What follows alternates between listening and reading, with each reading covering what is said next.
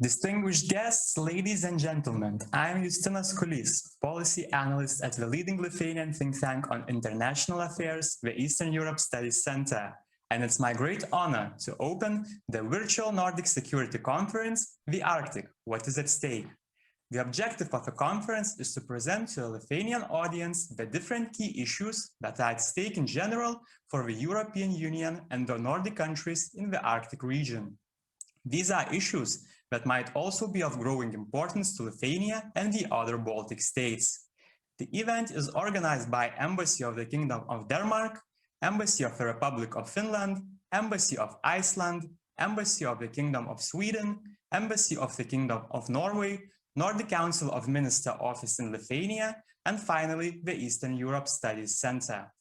During the event, we strongly encourage you to ask questions in the Q&A section on Zoom or the comment section on the Facebook Live broadcast. For a welcoming remark on behalf of the Nordic countries, I would like to invite the Ambassador of Denmark to Lithuania, Mr. Hans Brask.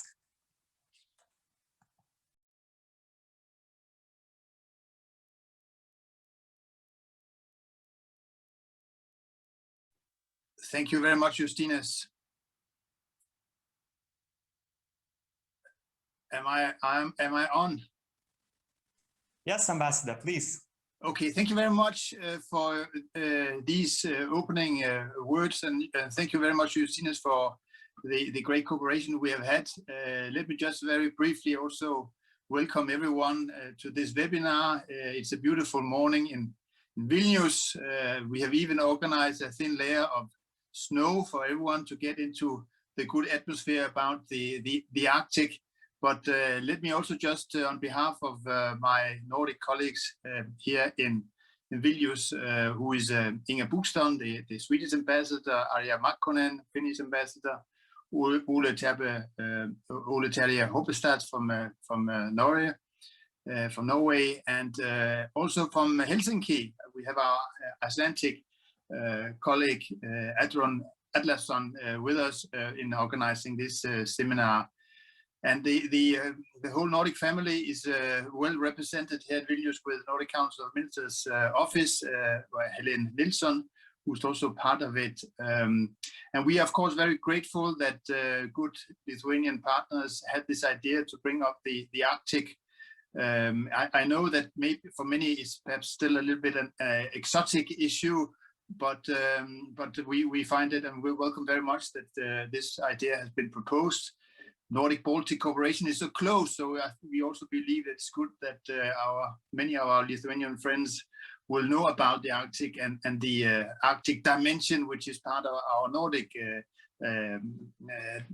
identity. As a Dane, I would of course have welcome also to have a representative from the Greenland and the Faroe Islands, but this will be next time. We have at least a very good long list of speakers and moderators. I would like to thank you all for volunteering.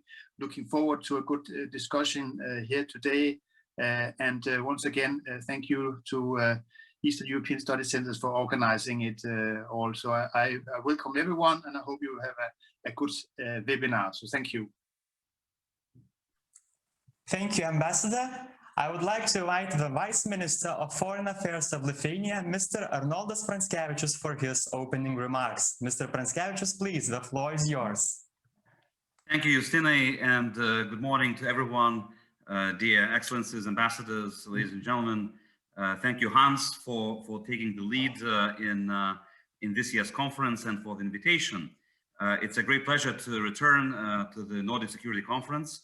I had the honor and pleasure to participate in quite a few of them in the last few years, and I'm so happy that this year the topic is indeed very intriguing and very new to Lithuanian political debate, and that is the Arctic. As Hans has said, it is rather, interesting that whilst we are finding ourselves as Lithuania in the north, the Arctic seems to be to us quite exotic. And perhaps only the snow this morning has reminded us of our geographic location on March 19 in this very beautiful, sunny and snowy day, reminding us that this policy is of paramount importance, and reminding also the fact that despite the moment of crisis, as we are all battling COVID-19 and having on our mind the vaccination strategies and the recovery strategy and whatnot, we should not forget also the long-term security issues, which are also playing out as we say. And here the Arctic, the importance of it is increasing, especially as the region is undergoing a dramatic transformation due to especially climate change, climate crisis. And in turns, this brings about ecological, it brings environmental, it brings societal, and it brings economic consequences, which will be long-term and throughout the decades and have big implications for the whole region. So we can also see that the region is not immune from increasing geoeconomic and geopolitical rivalry among the great powers. And even if it is not originated in the Arctic region itself, it should not be ignored. In fact, the trends are quite worrying. First of all, Russia, the biggest Arctic state, which also is taking up the chairmanship of the Arctic Council in the future, is developing its military capabilities in the high north. And combined with the fact that Russia is systemically undermining the international rules-based order, this trend should not be underestimated. And here maintaining the unity, especially in transatlantic family, in support of the rules-based international order is our greatest asset, also in the Arctic. Secondly, China also should be factored in.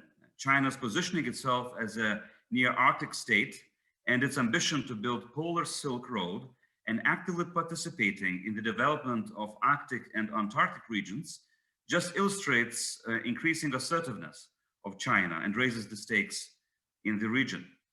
And thirdly, against this backdrop, our transatlantic cooperation, especially with the new Joe Biden administration, becomes extremely relevant in jointly looking for ways to address the threats and challenges in the northern region in 360-degree approach.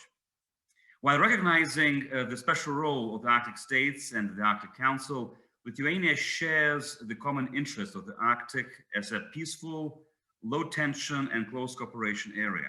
We are fully convinced that the international cooperation in the Arctic is the way forward to ensure peaceful and sustainable development in the region and adherence to the international rules-based system, as I mentioned before. This is why we as EU member states also support EU's strong engagement in the Arctic matters. And in particular, I'm very happy that this event is joined by Ambassador Michael Mann, who is the EU's front man on the Arctic issues, and I'm very much looking forward to his words as well. Besides, the region is also closely linked to other Baltic Sea formats. Synergies between them should also be not underestimated and could play a very important role. To sum up, the issues playing out in the Arctic are indeed many. They are also very much interlinked, and they do in one way or the other affect security. That is why I think that this topic today is very well chosen. I really want to thank the Nordic embassies for this initiative and bringing the spotlight on the Arctic in Vilnius. And I hope for a very interesting, fruitful, first-hand knowledge conference. And I wish you really a great exchange of ideas. Thank you, Mr. Pranskevičius. For the last but not the least address, I would like to invite the European Union's Special Envoy for the Arctic Matters, Mr. Michael Mann. Mr. Mann, please, the floor is yours.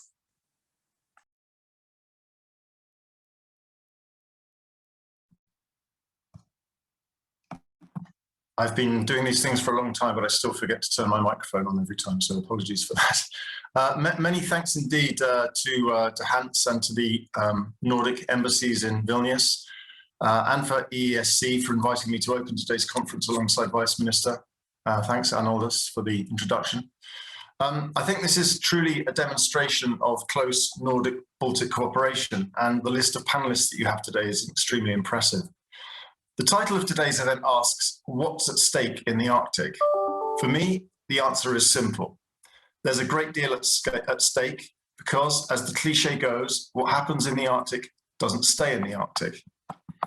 It may seem remote to some people, but in reality, the Arctic matters to everyone.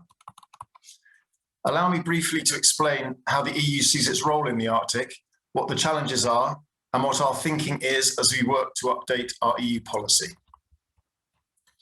As some of you will know, the EU's current Arctic policy is set out in the joint communication published in April 2016, called An Integrated European Union Policy for the Arctic. Now, in Arctic terms, 2016 is already a very long time ago, not least when we talk about climate change, which has accelerated alarmingly in the last 5 years. Last year, we saw temperatures of up to 38 degrees in Siberia. We saw widespread wildfires in both Russia and in Scandinavia. And we also saw a major diesel spill in Russia as thawing permafrost caused crucial infrastructure to collapse. Now, as receding ice has opened potential shipping routes and eased access to gas and oil and other much sought after minerals, geopolitical interest in the Arctic has grown, with new powers, notably China, eyeing the opportunities. As Arnoldas said, the security situation has also changed. Russia is reconstructing military capacities, which had fallen into disrepair since the Cold War, and the US and NATO have responded with their own Arctic exercises. Of course, as numerous Arctic and non-Arctic states update their own Arctic policies, the EU must remain both credible and relevant. We want to offer European solutions for a changing Arctic. We're now working on a new joint communication from the European Commission and the High Representative, which will be ready for adoption probably in October or maybe in November. At this point, I'd like to reiterate the points made by High Representative Vice President Borrell at last month's Arctic Frontiers Conference. His speech sets out how Arctic regions are a perfect illustration of why we need the EU Green Deal, and of how broadly we must conceive Europe's geopolitical interests. We believe that a safe, sustainable, stable, peaceful, and prosperous Arctic is important not just for the Arctic itself, but also for the European Union and the entire world. Secondly, the EU is in the Arctic, and we have both strategic and day-to-day interests in Arctic matters. Thirdly, we believe that the Arctic is a key example of why we need multilateral cooperation. Now, of course, the Arctic states hold the primary responsibility for tackling issues within their territories, but many issues affecting the Arctic regions can be most effectively addressed through regional or multilateral cooperation. Many of these issues are of fundamental relevance for geopolitical dynamics, for wider security concerns, and for climate change, which, regardless of the current pandemic, remains the biggest global challenge that humanity is facing. On security, there's a lot of attention on hard security issues and on great power competition for resources.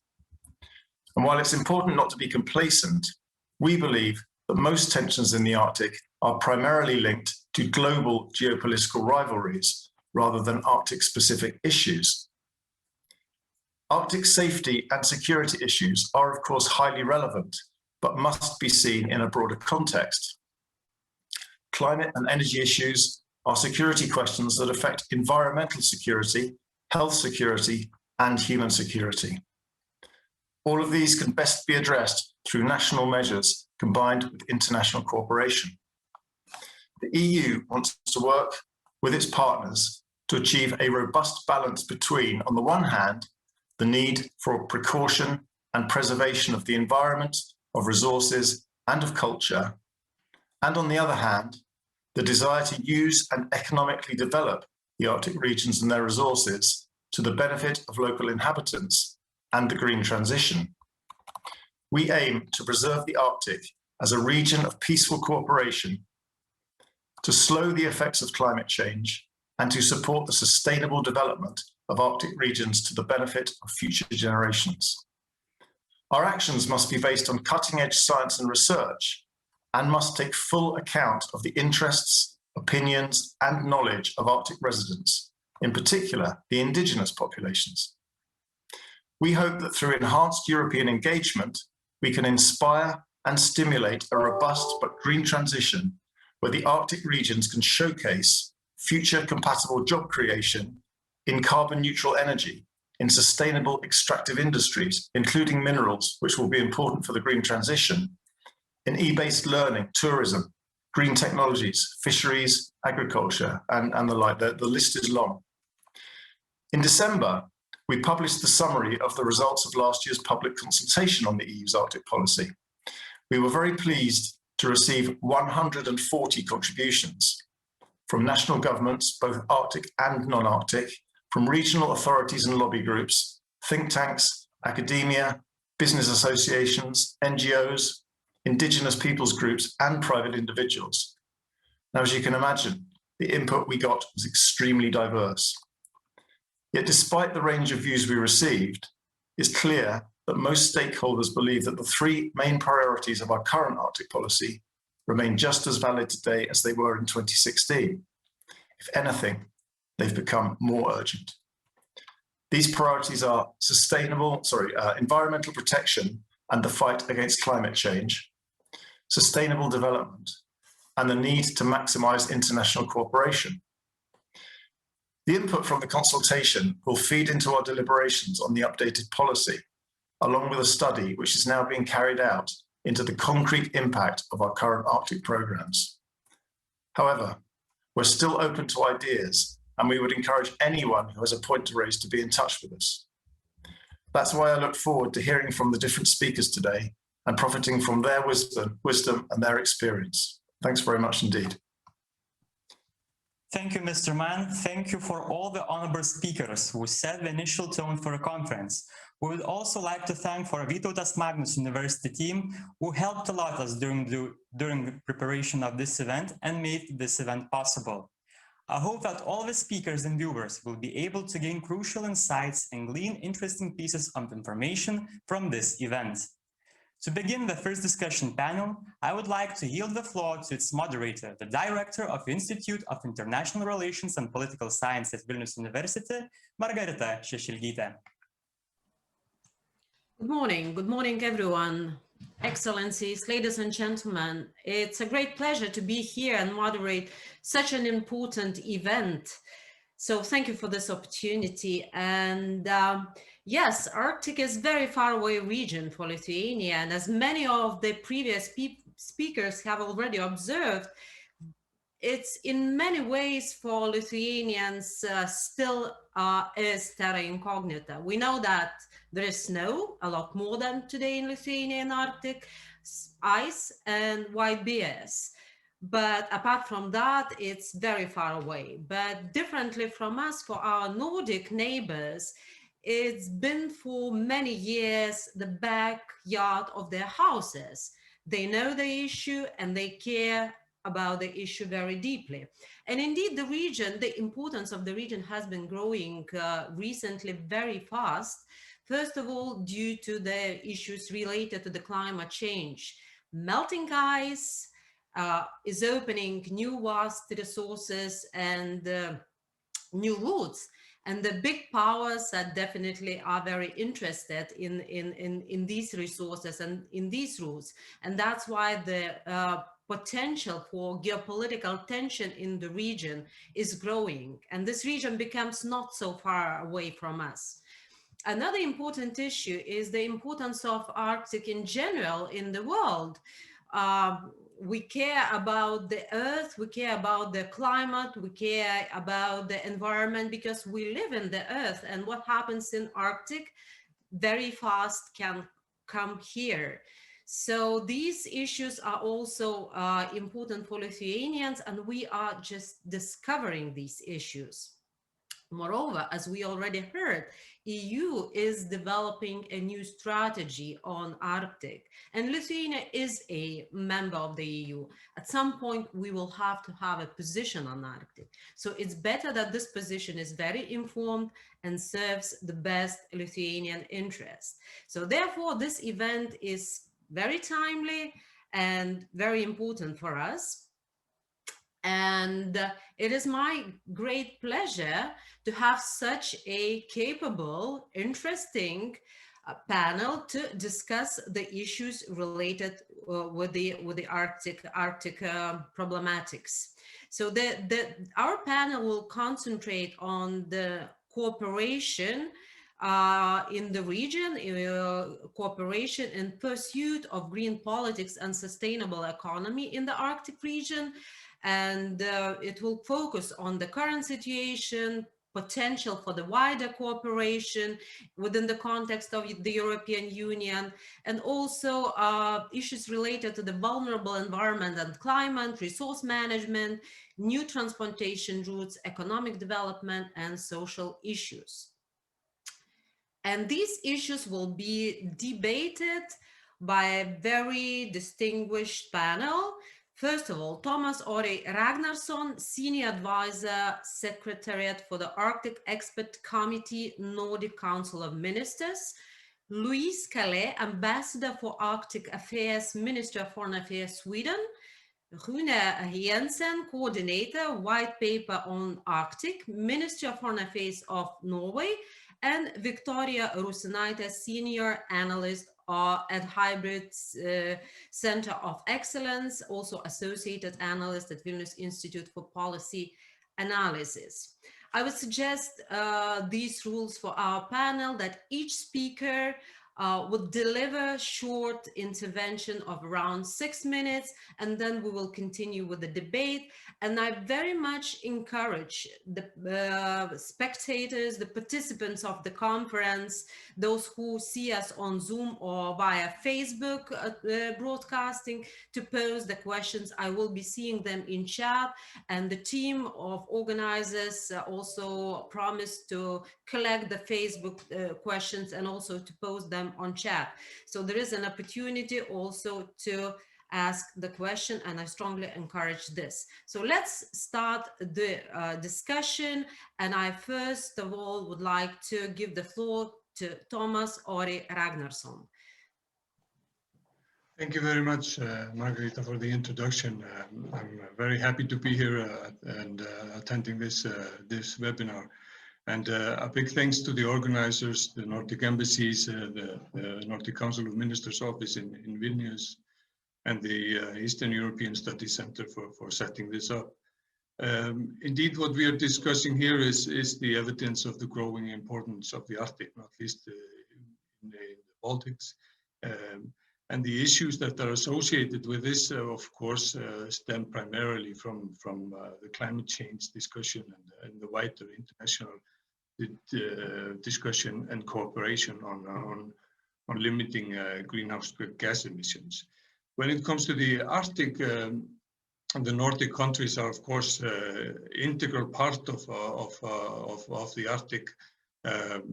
They are the territory. They have a territory in the Arctic, and that's why the Nordic Council of Ministers has had a designated Arctic program since 1996, and we are currently in the 8th such program. And we have been an observer to the as an international organization in the Arctic Council since the Barrow Ministerial in Alaska in 2000. So in my very short intervention, I would like to focus on 3 things. One is the importance of, as previously mentioned here, the importance of research and science for the region. And secondly, the importance of keeping and maintaining the focus on the inhabitants of the regions, the indigenous people and the local populations, their needs and development. And thirdly, the ever-growing importance on the collaborative international cooperation on the Arctic. When it comes to the research environment, a lot has changed. But the need for long-term sustained research effort in the Arctic is still very much pertinent. We don't have a lot of research data. The research that we have only dates back a few decades when it comes to ocean currents, acidification, glacier melt, rising sea levels, temperature patterns in the Arctic, etc., sea ice extension in the during the course of the year, and the list goes on and on. These are very important elements when discussing the Arctic, because you need a long-term sustained research effort, and research in the Arctic is expensive, and it's not without its challenges. So, this needs to focus on the environmental, not only in the environmental, but also the economic and social aspects of the region. The Nordic Council of Ministers, in addition to having its Arctic program, has had also we have institutions, primarily Nordforsking based in Norway, and the Nordregio based in Stockholm, that is working on research and regional development in the Arctic, and doing research on that. So this is extremely important. One thing I want to mention also is the Arctic Council relatively new agreement on the scientific cooperation from 2017 from the ministerial in Fairbanks, Alaska. This is an important instrument that is going to foster international cooperation moving forward. So, secondly, on the part of needs of indigenous people and local communities, we need to put that in the center. We have done, from the Nordic Council of Ministers sides, we have done a lot of work on promoting and researching sustainable economic development in the Arctic, in particular on developing tourism and for advancing bioeconomy in the region. Infrastructure issues, both physical infrastructure and digital infrastructure, is a big issue and needs further development. So sustainable economic development that takes into account the fragile environment in the Arctic is critical. Advancing education also in the region, health and social issues, building capacity, and that increases the possibilities and opportunities for the population. The region is of course then more resilient and able not only to maintain the status quo, but to grow and to be more attractive.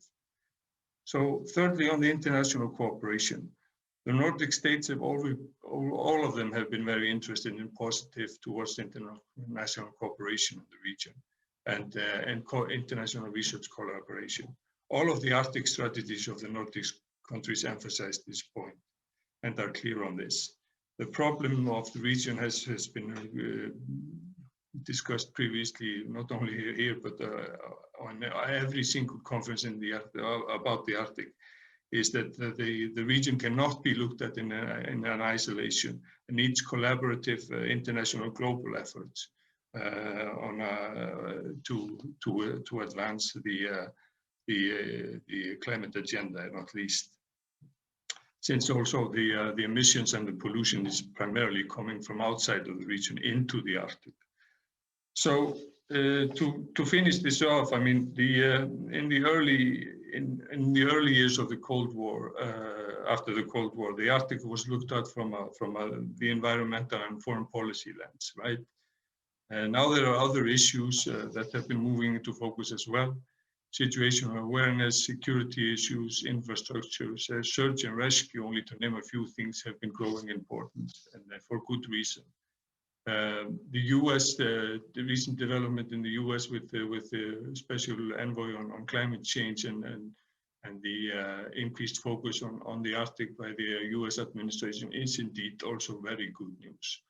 So finally, as this pandemic has shown us, it's vital to be able to react quickly to changing situations. And good, solid scientific foundation and knowledge is the key to do that.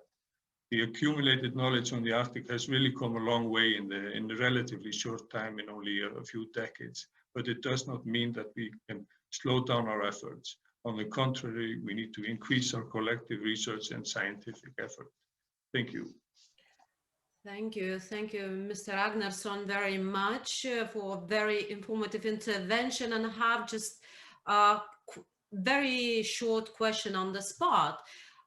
You were mentioning the importance of international cooperation and involving probably not only the countries which are in the Arctic Council, but spreading it wider.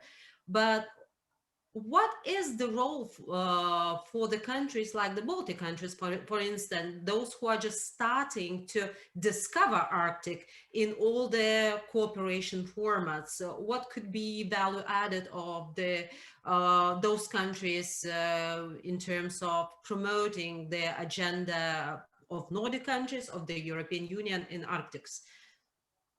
Well, I mean, this is, I would say that there's always something value added, right? You can look at it from the perspective of Lithuania, right? You can tap into research projects. You can advance your own research. You might have something that you might have eminent scientists working in your universities that are studying, you know, climate or pollution issues that are relevant also to the Arctic and vice versa. Many, if you look at the many countries that are observers, you see landlocked countries. For example, Switzerland, that is a member. You see Singapore, for example, that is an observer state in the Arctic Council, and they all do it for their reasons. They have something at stake, and not only global issues, you know, on pollution, but in the case of Singapore, for example, they're a big shipping nation, so the transport links to Europe are important to them. In the case of Switzerland, they have a very good research on climate and very good institutions. So, and the more that the greater the dialogue, the greater the benefit, right? I mean, and you would have to find both. So there's both a political element from Lithuania's perspective and the Baltics perspective, but not at least, you know, scientific and educational research element. That is the reason why so many have been our observers in the international organizations, NGOs, and individual countries that are observers in the Arctic Council to not only follow the dialogue but also contribute to it. Thank you. Thank you very much. And now I'd like to pass the floor to Madame Louise Calais.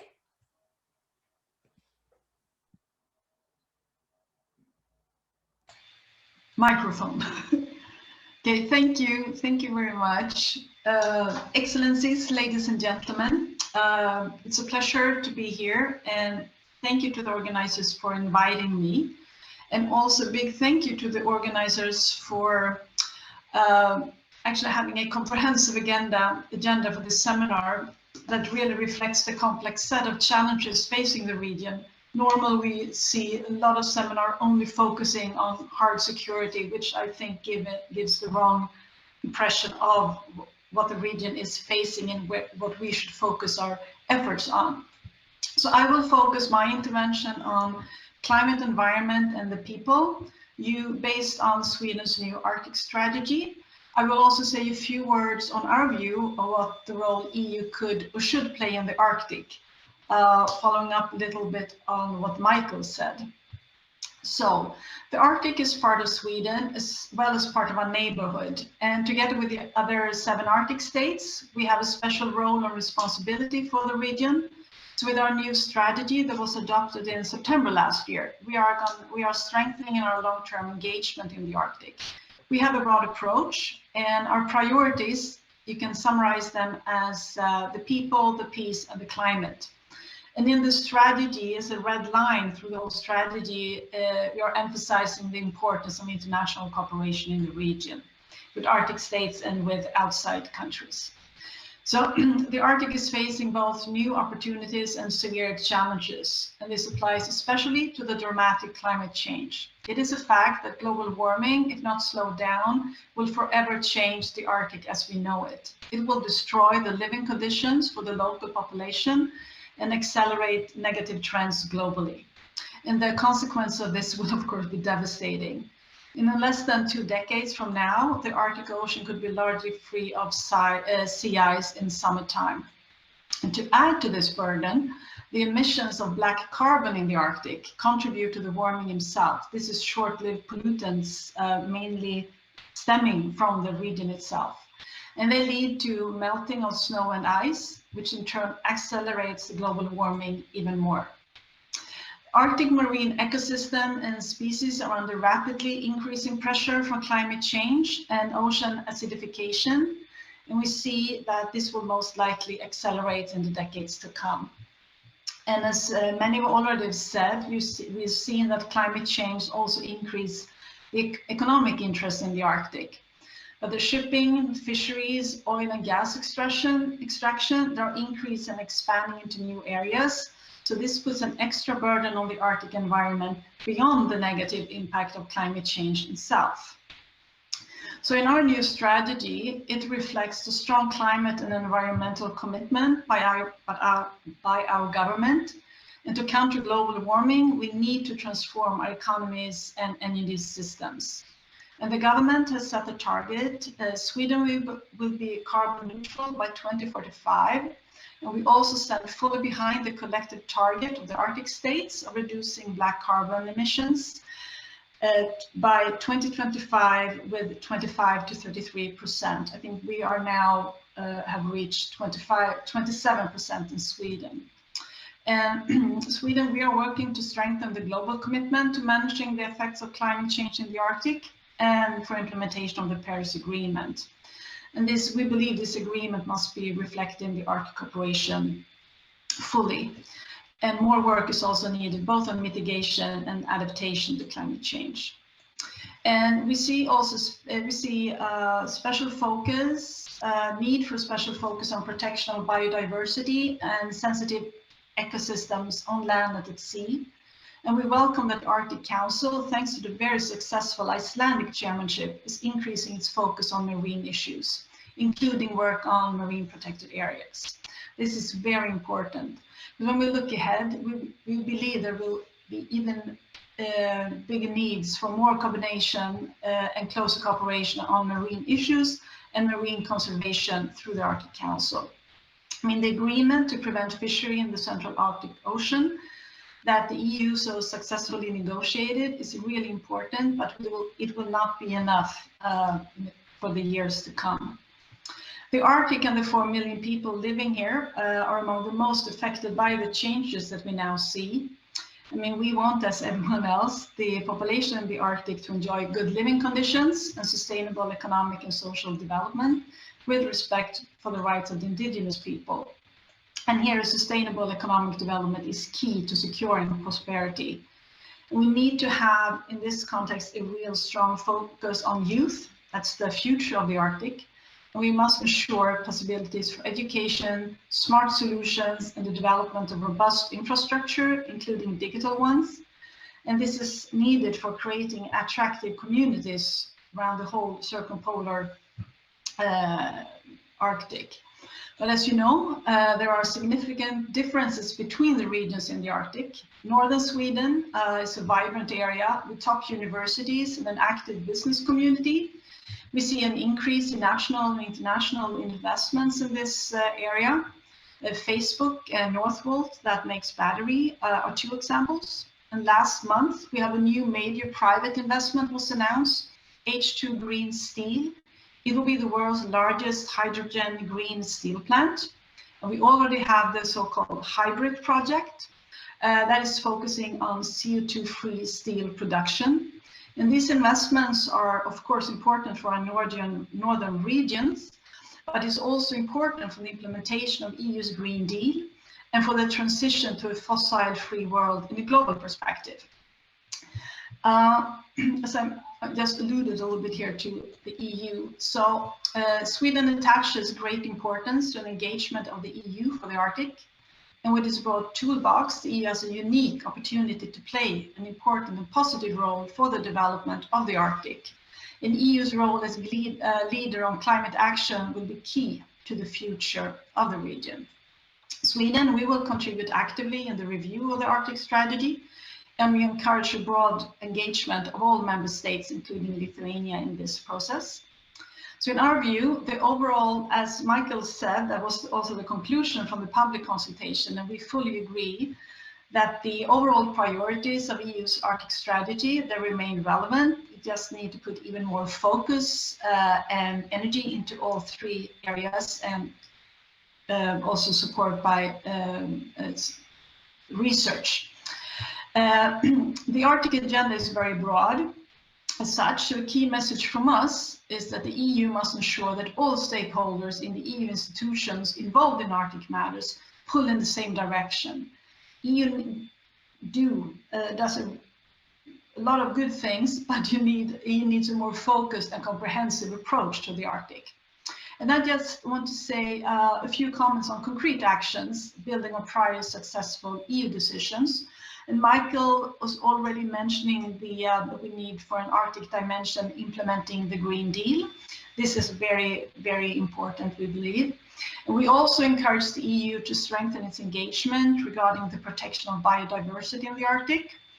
It should be a priority within the segment environment, and the EU Nature Directive has, for example, been important and contributed to protection of parts of northern Finland and Sweden. EU support through structural funds, the Northern Periphery Programme and the EU's neighbourhood instrument, Arctic, is of great importance for cooperation and sustainable development in the region. This also covers Greenland, Faroe Island, and we believe this support should be reinforced, including through greater coordination between the instruments as to maximize the effect. EU should continue to contribute to international and regional cooperation in the Arctic and to negotiations on international conventions and instruments that are relevant to the Arctic. And we really want to see a strong engagement by the EU in negotiations on CBD and BBNJ. And finally, the Arctic Council is the main forum for cooperation in the Arctic. And I just want to make it very clear, we fully support the EU to become an observer to the Arctic Council, but an EU engagement in the Arctic Council Working Group is important, and we encourage the EU to step up, both with expert participating and financial contributions awaiting the formal observer status. We want more EU in the Arctic Council. Thank you. Thank you, Madam Kelle, for a very extensive overview of Swedish position and also Arctic strategy and its synergies with the EU. And indeed, the EU, as in many areas, cooperation between the states on certain issues in many ways is hampered by the different interests of the states towards the particular issue, and Arctic is definitely not an exception. There are interests of different member states, and I'm happy to hear that the EU is pushed to get the observer status in Arctic Council, which is, I believe, very important. But what could be the steps to ensure more cooperation between the member states, in particular, to push them to view the Arctic more from the perspective of the EU than from the perspective of the member states, which are driven very much by the interest, which unfortunately not always overlap or are common. Thank you. Well, I think it's a little bit of a misunderstanding that the EU is, or the EU member states are not interested or care about the Arctic. We have now, for now, I hope there will be more soon, 6 EU member states that are observers to the Arctic Council, and 3 of us are 3 member states who are also member of the Arctic Council. So that makes 9 of us, and we have then a very strong commitment from the institutions. And I believe if we do differ a little bit on policy, you know, maybe on, I don't know, more strategic issues, foreign policy issues, I think we all agree on the need to focus on the climate issues. I mean, implementing the Green Deal, I mean, any country does, when implementing the Green Deal will be of benefit for the Arctic. So I think we should, and I think it was, Michael, you have to how I think it was a discussion at PSC, I think, a couple of months ago, or just before Christmas. And I think the interest and the message from the member states were that, you know, they want to engage. They were all, it was across the board. So maybe, Michael, you want to comment because you were in that discussion. Yeah, thanks, Louise, and thanks very much, Margarita, for the question. I mean, yeah, I follow up what Louise said. I mean, when we talked to the Political and Security Committee in Brussels, we actually, you know, we had, I think, 16 of our member states speaking up, and the message was very much united, in fact. I think if you look at a number of European Union member states, even non-Arctic member states have got Arctic policies or strategies, and I think the key messages are consistent throughout, actually. We're all looking at the climate issue and the environmental protection issue, the need for sustainable development and the need for international cooperation. So I think it's, we talk about Arctic exceptionalism in terms of the Arctic being a place where there is international cooperation and there is peace and relative harmony. And I think that also applies in the European Union. I think it is fair to say that those member states who are interested in the Arctic issues do tend to take the same view. There may be small nuances, but I think we're fairly united. And another thing I've noticed is that more and more people, more and more member states, even those you wouldn't expect to be interested, are becoming interested because they realize that what happens in the Arctic actually does affect them.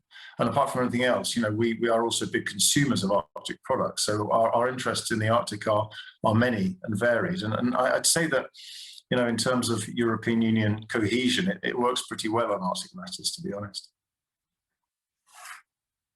Thank you. Thank you very much, Madam Calais and Michael, for explanation and explaining the EU's position and how the member states are behaving in the EU. So I have great hopes that, you know, maybe Arctic issues will be the area where the EU will push forward, and then there will be less disagreements and more common vision, in particular as it is related to the Green Deal, which is a EU priority at the moment. I also want to encourage our spectators to pose the questions either on Facebook or Zoom. And also now I'd like to give the floor to Mr. Rune Jensen.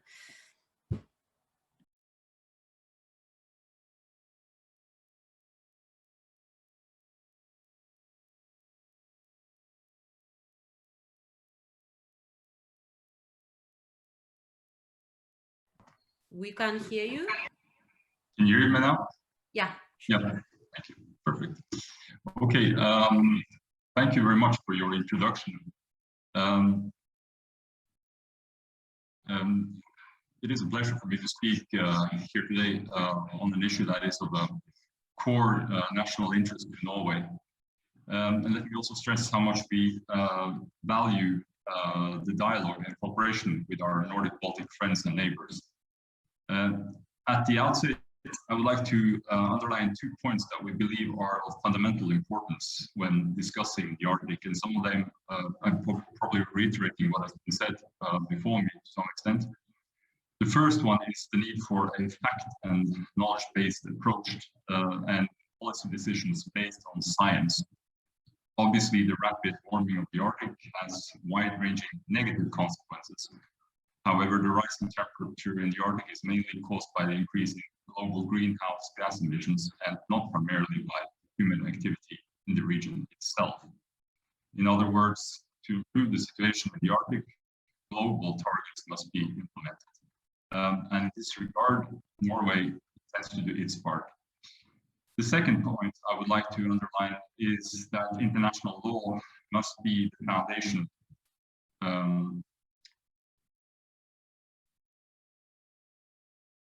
for all activities in the Arctic.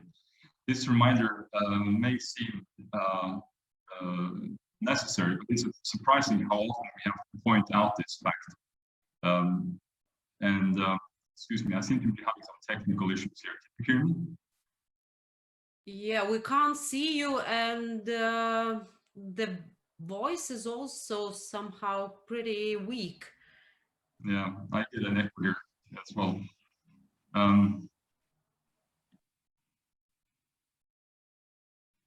Now we see you. Okay, I'll just try to go on. If you let me know if you can't hear me. Yes, we can. Back to the international law as a foundation for all activities in the Arctic. This is a reminder that may seem unnecessary, but it is surprising how often we have to point out that national law applies in the Arctic, just as it does anywhere else in the world. The UN Convention of the Law of the Sea is at the core of this, and the Arctic does not need new governance structures. Rather, we need to uphold and strengthen legal and multilateral frameworks we have put together over the last decades. And in this regard, the Arctic Council is obviously the most important forum for discussing issues in the region. For 25 years, the 8 member states, supported by the permanent participants, the indigenous peoples, the observer countries and organizations have been instrumental in setting the Arctic agenda and developing new knowledge in key areas such as climate change and building trust across borders. Now, turning a little bit to the national perspective of Norway, 1/3 of Norway's mainland territory and most of our sea areas are in the Arctic. So for us, the Norwegian Arctic is not just snow and ice, but a highly developed part of our country. Some 9% of our population lives north of the Arctic Circle, which is a greater proportion than in any other country in the world. And Norwegian companies and researchers in North are at the forefront in certain areas when it comes to Arctic and ocean-based food production, space technology, and satellite services, coupled with services for meteorology, shipping, maritime preparedness, ocean management, and combating marine pollution. And we also have emerging businesses in the sectors of hydrogen power, ocean wind, and battery cell production. These activities take place within the framework of Norway's comprehensive and integrated natural environment and ocean management, and is followed up by regular reviews and close local involvement as well. And you were referring previously to the EU Green Deal, and we believe that when it comes to sustainable technologies and business areas, there is significant potential for further cooperation between Norway and the EU. There was indeed just yesterday an article in the High North News website or newspaper about the multi-billion investments that were made in green technologies in northern Norway states. And this fact was also highlighted in the Arctic Frontiers Conference in Tromsø earlier this year, where the Norwegian Prime Minister Solberg, as well as Commissioner Sinkevicius and High Representative Borrell participated from the EU side. So, in last year in November, the Norwegian government presented a new white paper on the Arctic, which sets out direction and policy priorities for the years to come. It is the result of a fairly extensive stakeholder process, including discussions with obviously business and industry, researchers and academics, and regional authorities, including the Sami Parliament. And we also set up a dedicated youth panel that provided input recommendations. A key message from the white paper is that maintaining North Norway as a strong, prosperous, and resilient region has strategic importance beyond mere economic and demographic statistics. What we do domestically in the north also has major implications for our foreign and security policy, and also indeed for our relationship to our close neighbor Russia. Obviously, our Arctic policy has always reflected the fact that we share a 198-kilometer land border and longer maritime border with Russia. And we, Norway and Russia, cooperate well in several areas of mutual interest, such as joint fisheries management, nuclear safety, and search and rescue. And moreover, as you are aware, we currently chair the Barents Euro-Atlantic Council, which we'll hand over to Finland later this year. And here we work closely together with Russia and our Nordic neighbors on a broad range of issues, from health and transportation and culture. In addition to this, there are tens of thousands of personal cross-border contacts that foster cooperation and trust and confidence. That said, although this is not the topic here, this is for the next session. I'll just underline that obviously Russia's military buildup across the border from North Norway means a strategic challenge for us. Everything is not well, thereby also for NATO, and this has forced Norway to make policy adjustments. We have to take into consideration both deterrence and reassurance. This policy remains unchanged. In closing, I would like to underline that the stability of the Arctic, as was mentioned previously, has remained relatively unaffected by conflicts in other parts of the world. But with more accessible Arctic comes, and we notice this, more focus on our Norway's strategic location. This also goes for the potential for economic activity. The Arctic continues to be the Norwegian government's top strategic priority, and we need strong multilateral cooperation and fact-based policies. And that is why we greatly value the cooperation and the dialogue like the one we're having today with our Nordic and Baltic friends and partners, and also the EU. So thank you again. Thank you, Mr. Jensen.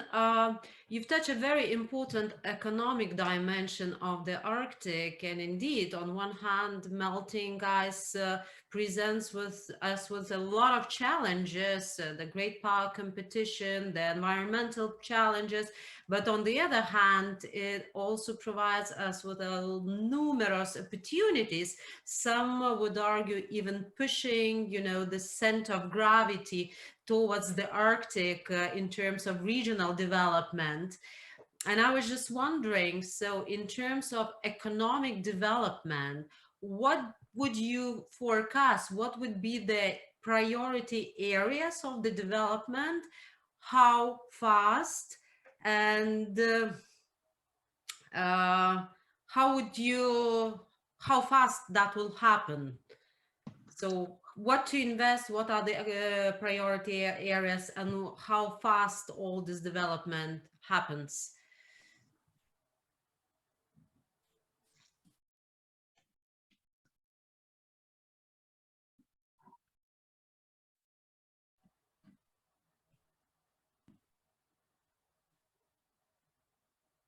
Did you hear what I asked, or there are again technical issues? No, apologies. I don't know. There's an upgrade going on as we speak of our network. It might be the reason. I'm sorry, I didn't get your question. Okay, maybe I can write this in chat. Okay, yes. That could be, yeah, okay.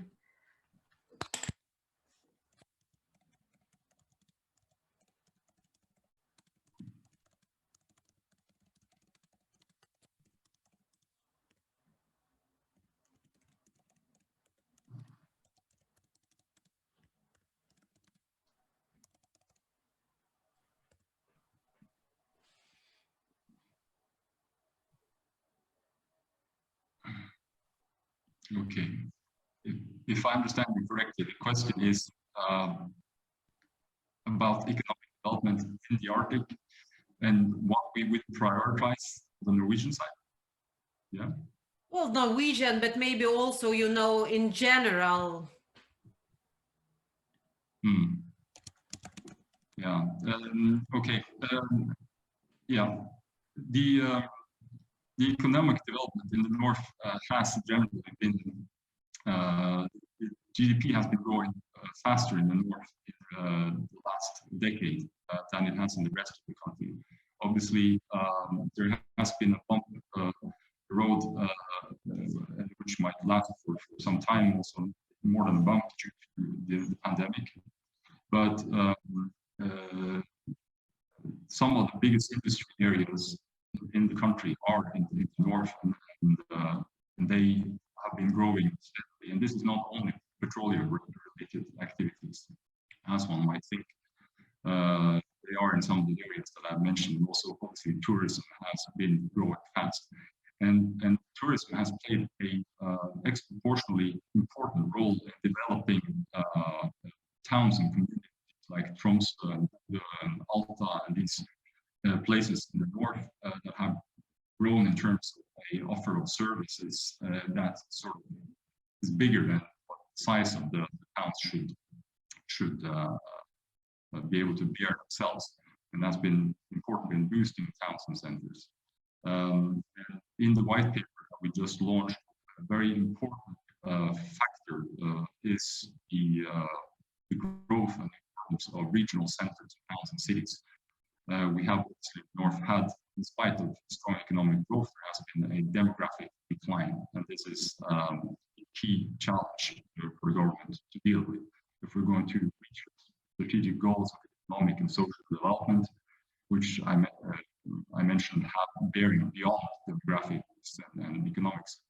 So in a more strategic sense, we need to reverse the population decline, and therefore economic growth and education is very important.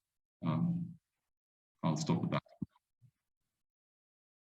Thank you very much, Mr. Jensen. And now I'd like to turn the floor to Madam Victoria Rusinaite. Victoria, are you with us? I am. Thank you. So first of all, I would like to thank organizers for inviting me and audience members who have dedicated time of the busy schedules to be here. Thank you, Moderator Margarita, for this excellent introduction, and panelists for their insightful statements. I'm already learning a lot. So I'm glad to be here because climate and political questions related to the Arctic I see as being defining issues in the continent for the decades to come.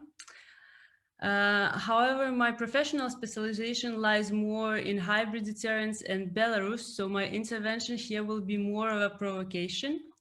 A year ago, I published an op-ed with FPRI where I encouraged the Baltic countries to seek observer status in the Arctic Council individually or support the EU efforts to receive such status.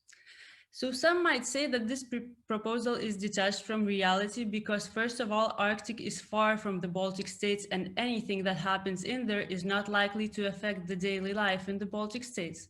But I think this is not how climate change works. It is basic physics to understand that the less there is ice and the less sun is reflected back into the atmosphere, and the more it is absorbed into the water, which heats up, thus further melting the ice and heating up the surrounding waters. And this will, of course, affect the Baltic states through the warming of the Baltic Sea. And even if Arctic is far, through alliances and unions, the Baltic states are already engaged in what happens in the Arctic. And for example, an extreme example, military conflict, if it would break out with one of the NATO states, there the Baltics would have a share in that. So others might say that in the Baltics we have more pressing problems than global warming in the Arctic. For example, our populations are more preoccupied with rising prices, inflation, taxes, and social security problems like pensions and healthcare, according to Eurobarometer 90 country reports for Estonia, Latvia, and Lithuania. But the majority of those problems can be further exacerbated by the developments related to climate change. If, for example, Just Transition Fund, which is part of the EU Green Deal, and other policy measures directed to soften the blow to the industry, such as coal mining, will fail to reach those that will be affected, this might actually worsen the lives of millions of people who might lose their jobs, be slow to retrain, and so on in the continent. Then the others might say that we have more pressing foreign policy problems than climate change and the Arctic. For example, in 2019 published study of Vilnius Institute, Baltic experts quote changing dynamics in Euro-Atlantic integration and cooperation as something to be concerned about, including the annexation of Crimea in 2014, war in eastern Ukraine, growing antagonism between Russia, the US, and NATO, as well as China's growing influence in Europe. I agree. These are indeed very important problems for our region. And I think especially growing antagonism between Russia, China, and the US and NATO will be closely intertwined with the developments in the Arctic and the EU Green Deal and its development. So I reiterate, Baltic countries should seek to influence the situation in the Arctic more. First, because there is plenty of environmental data suggesting that actually Baltic states are among the most affected by the rising water, air, and surface temperatures, comparing it with the temperatures in these countries in the past. And thus, what happens in the Arctic in terms of climate change will affect the Baltic states in this regard. Second, because country behind the biggest share of malign influence in the Baltic states, meaning Russia, bases its ambition in the Arctic on exploiting the benefits of the climate change in order to be able to use the Northern Sea route. As per Ministry of Economical Development report on mitigating risk associated with the climate change, Ministry of Economical Development being in Russia. In addition to its foreign policy efforts and claiming some of the waters based on historical legacy arguments, it has also extensively militarized the Arctic region. Thus, some analysts suggest that Russia might try to export future conflicts with NATO there. Third, and most importantly, because Lithuania, as well as other EU member states, are embarked on a journey in a different direction from exploiting benefits of climate change, that is the EU Green Deal. As a part of this Green Deal, EU seeks to reach carbon neutral economy by 2050 and decouple economic growth from carbon emissions. Russia's efforts in the Arctic, on the other hand, are headed in the opposite direction, as Arctic is seen as one of the places where growing temperatures might bring economic growth and, moreover, favorable conditions of further exploitation of non-renewables. A shipping-ready Northern Sea route could cut up the maritime journey from Asia to Europe by up to 2 weeks. So, for example, cargo shipments from Tokyo to Hamburg currently take 48 days through the Suez Canal. Using a Northern Sea route, the same journey would take only 35 days. Russia also plans to increase the volume of ship goods through the Northern Sea route. And at 2019 Arctic Forum, Rosatom CEO Alexei Likhachev was quoting 96.2 million tons to be shipped through Northern Sea route by 2024. Moreover, by heavily militarizing the Arctic, Russia hopes to ensure the control of the Northern Sea route and also other resources such as oil, gas, mineral, as well as its large investments in there. According to the statement by the President of Russian Federation, Vladimir Putin, 1/10 of Russia's economic investments are destined for the Arctic. So industrialization and vessel traffic in the Arctic will without doubt contribute to more CO2 emissions. And nuclear waste, particularly in Andreeva base in the Arctic, also poses ecological challenges. And moreover, Russia's exploration and exploitation of non-renewable energy resources is very likely to pose competition for renewable energy resources towards which EU is heading. So to conclude my short intervention, the Russia's Arctic developments poses risks to combating climate change in the Baltics, and thus the Baltic states should seek more leverage in these issues, as problems relating to the climate change are likely to be defining economical and social context in the decades to come. Thank you. Thank you, Victoria, indeed. And since you've mentioned that you are an expert on hybrid threats, I have a very related question. I remember some years ago, there was a study which was published by the University of Copenhagen about the hybrid threats, potential of the hybrid threats in the Baltics, in the Baltic Sea. And there were two areas which were particularly underlined as particularly important. So first of all, are undersea cables, which are connecting the countries around the Baltic Sea, and also safe passage, which could be disturbed due to the hybrid attacks. So what would you envisage the the level of the challenge for the Arctic, do we already see the potential for the hybrid attacks? And of course, with the economic development, you know, this potential would widen. But what is the current situation, the status quo situation? Thank you. Okay, so frankly, I am more of a hybrid deterrence analyst, so my issue is more of a tools of deterrence, but I'll answer of what I understand in the broad sense. So since the Arctic is part of the global world, the more it develops, the more the same challenges will apply. Those include cyber attacks, those include, of course, disinformation and all kinds of meddling. Those include the strategic narration in the diplomacy sphere. And I guess all of this is already experienced by the states that are working in the Arctic domain.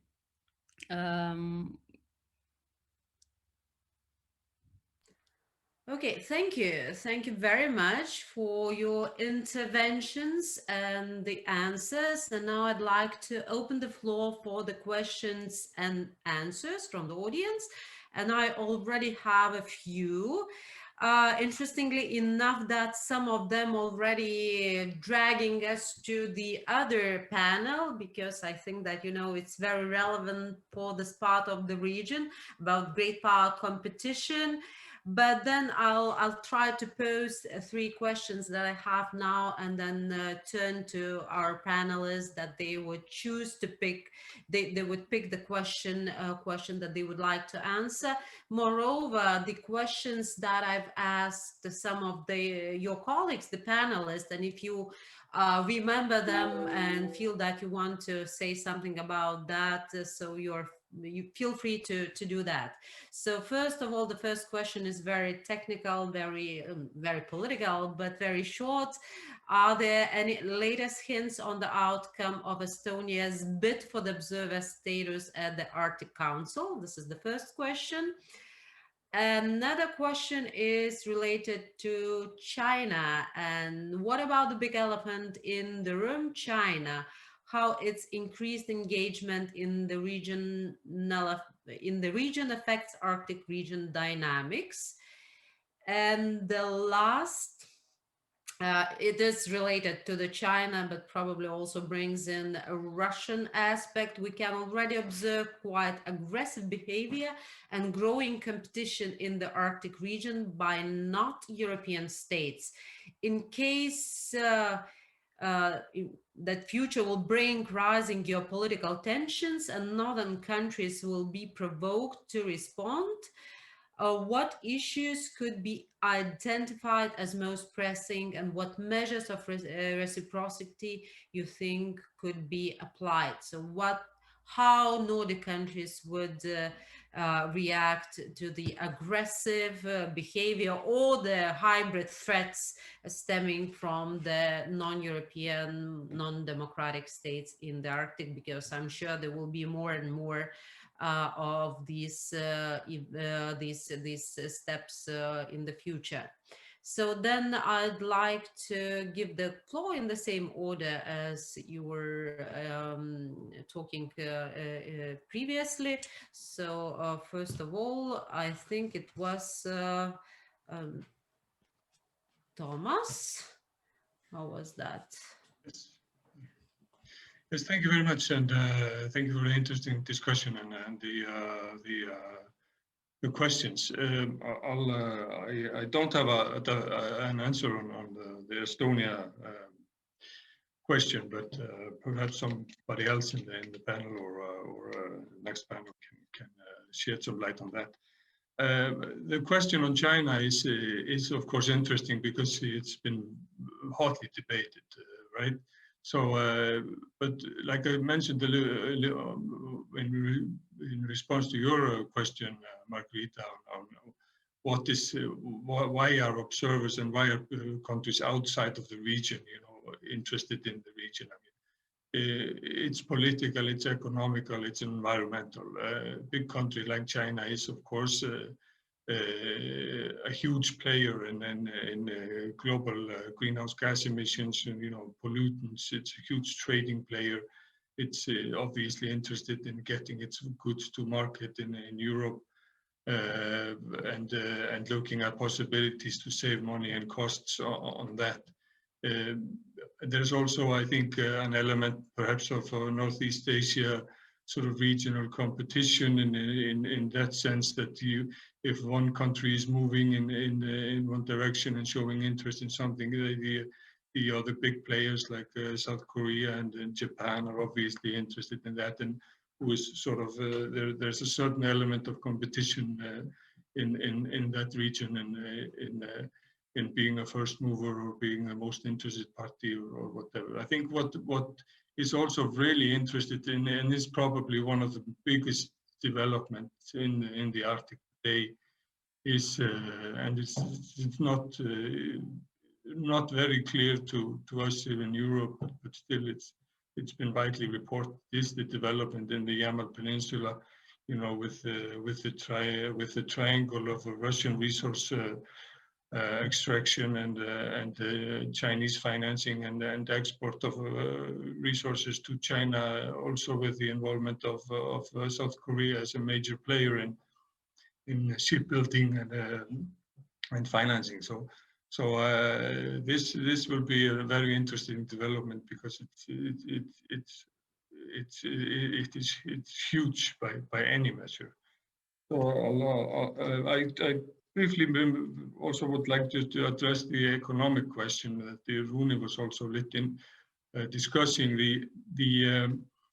If you look back perhaps a decade or so, there was much more discussion about large-scale infrastructure development in the Arctic. You know, big ports, you know, lots of greenfield construction and mining and things like that.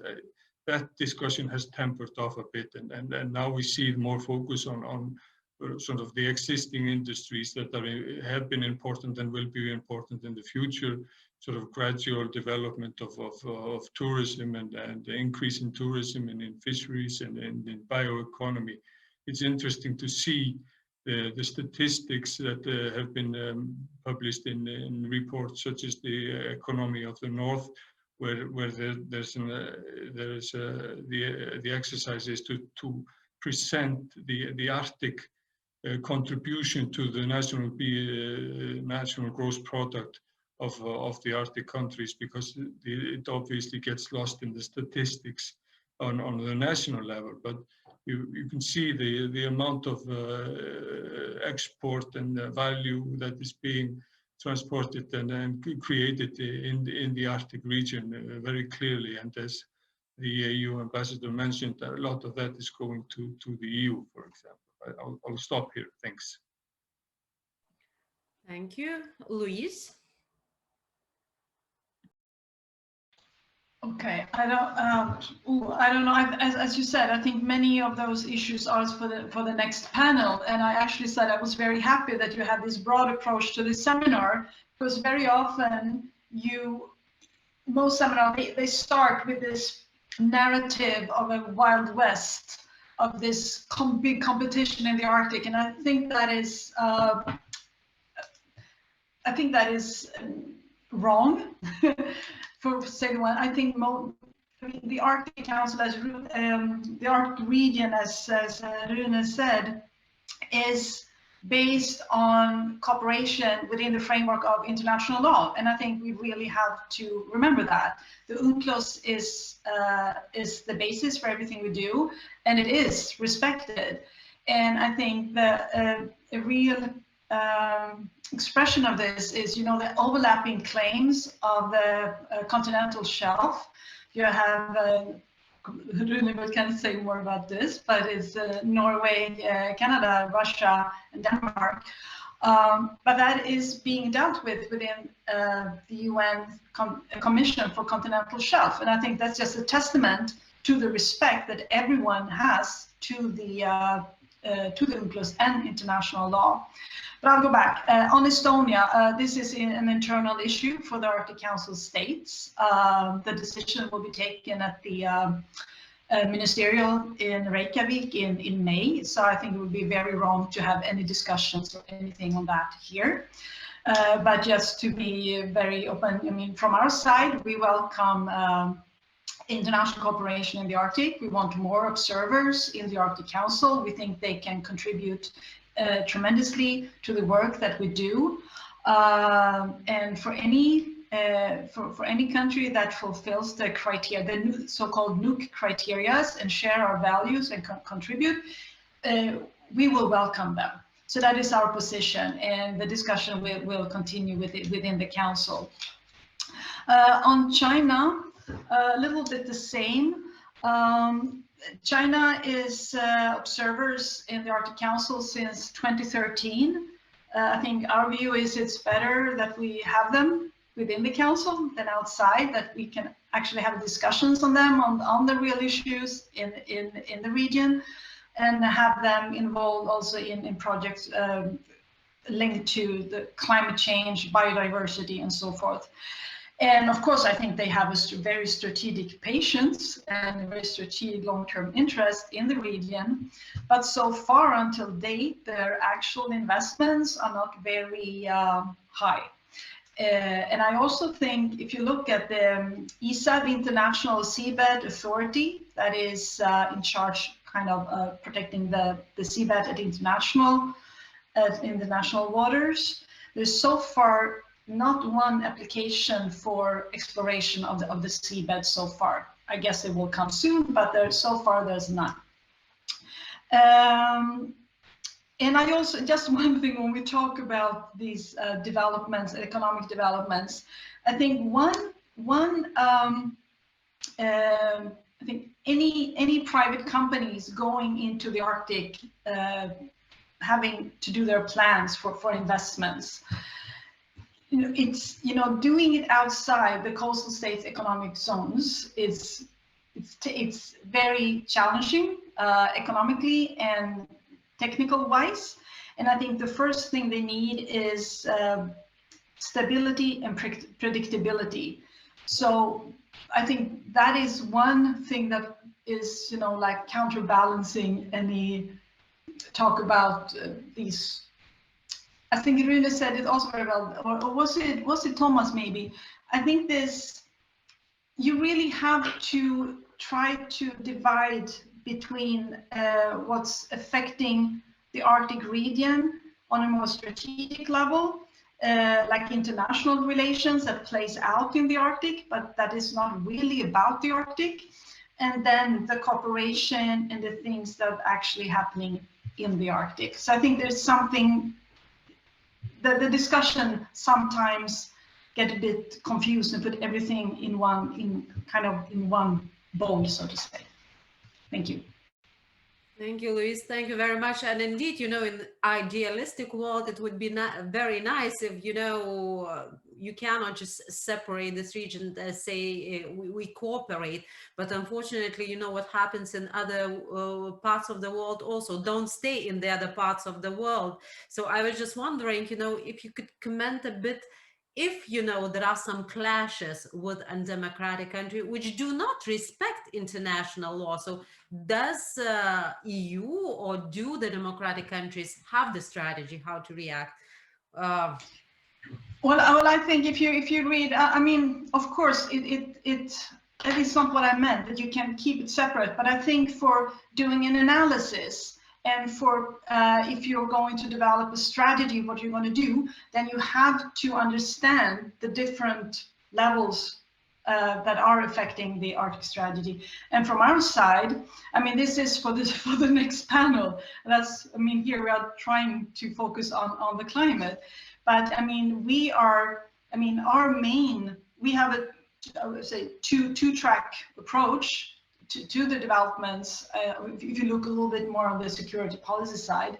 And the first one is to work to strengthen the cooperation in the region, to do everything that we can to strengthen the Arctic Council, the Barents Council, the bilateral cooperation that we have, the work with non-Arctic states, really to strengthen those cooperative arrangements that are in place.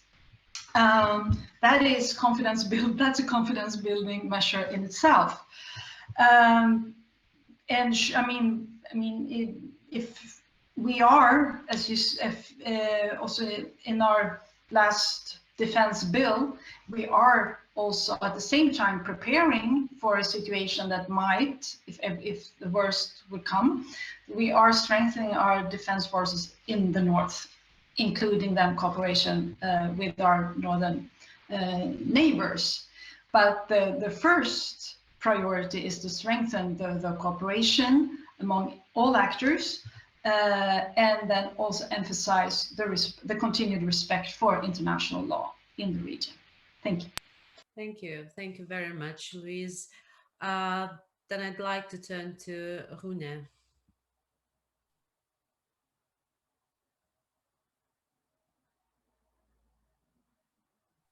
Microphone, can you please? Yeah, can you hear me? Now, yes. Yeah.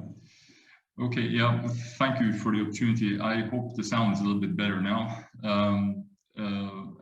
I'd like to address the China question, and I would also be amiss as a representative of a non-EU country if I didn't say a little bit about our dialogue with the EU on Arctic issues and how we assess our cooperation with the EU. Obviously, as I indicated before, we welcome engagement in the Arctic from non-Arctic countries within the existing governance structures and in accordance with international law. And China's role in that regard is widely debated. Even though China clearly has increased its focus on the Arctic in recent years, Chinese presence, at least in our part of the Arctic, is still relatively limited. And there I would echo what was said before. And we see China as a constructive observer in the Arctic Council. And there are many common interests in addressing climate change and environmental changes in the Arctic, and we have a long-standing dialogue with China. I myself participated in the first bilateral dialogue we had with China on Arctic issues back in 2009 or 10. And we have a long-standing cooperation on polar research with China. And we also resumed this bilateral Arctic dialogue in 2019. So it is positive for us to have a mechanism where we can regularly meet and discuss issues of mutual interests. And this may also be possible again if the COVID situation allows for it. So that's just a few words on China. And obviously the EU is a whole different case. We cooperate with the EU on so many areas, including in the Arctic, that it would be impossible to list them all here. And we are following the process with the EU's update on its Arctic policy fairly closely.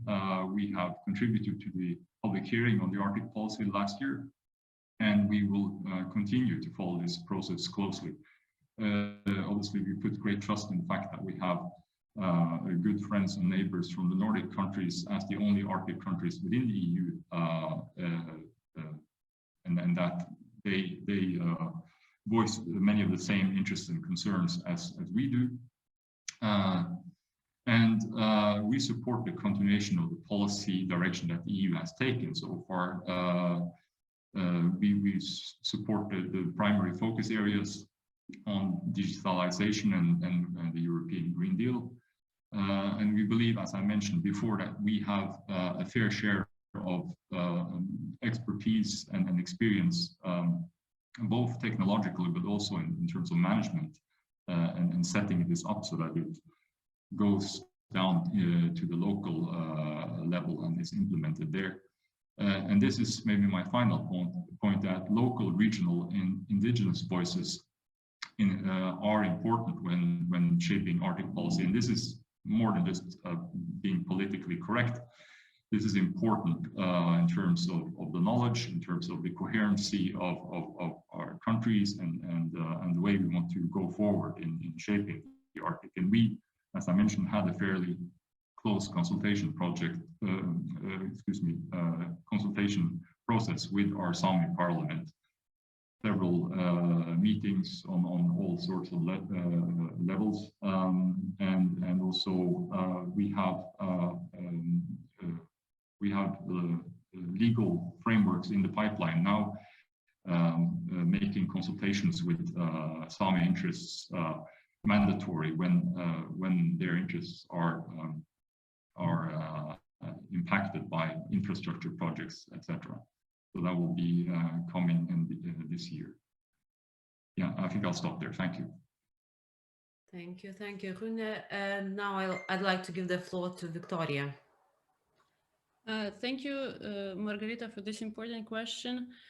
I will, just reiterate that strengthening the cooperation on the climate change in the Arctic region is in the true interest of the EU states, and this step is even towards resolving some of the security issues that are in the region. And I'm really, through this panel, I'm learning a lot, I must say, and I'm glad to hear that legal disputes are being resolved. And so historical legacy arguments are not overshadowing over international law. This is great to hear. I will just also touch upon very shortly on the hybrid threats once again. So I think in the context of climate change and the EU Green Deal and the acceptance of it in the member states, we should watch out of destabilization in this regard. So there will be millions of people affected by the transition. And there will be, I think, a great platform of use the vulnerabilities in this regard to foster some of the hybrid risks, and great prospects to encourage Euroscepticism in the member states. So I'd watch out for this. Thank you.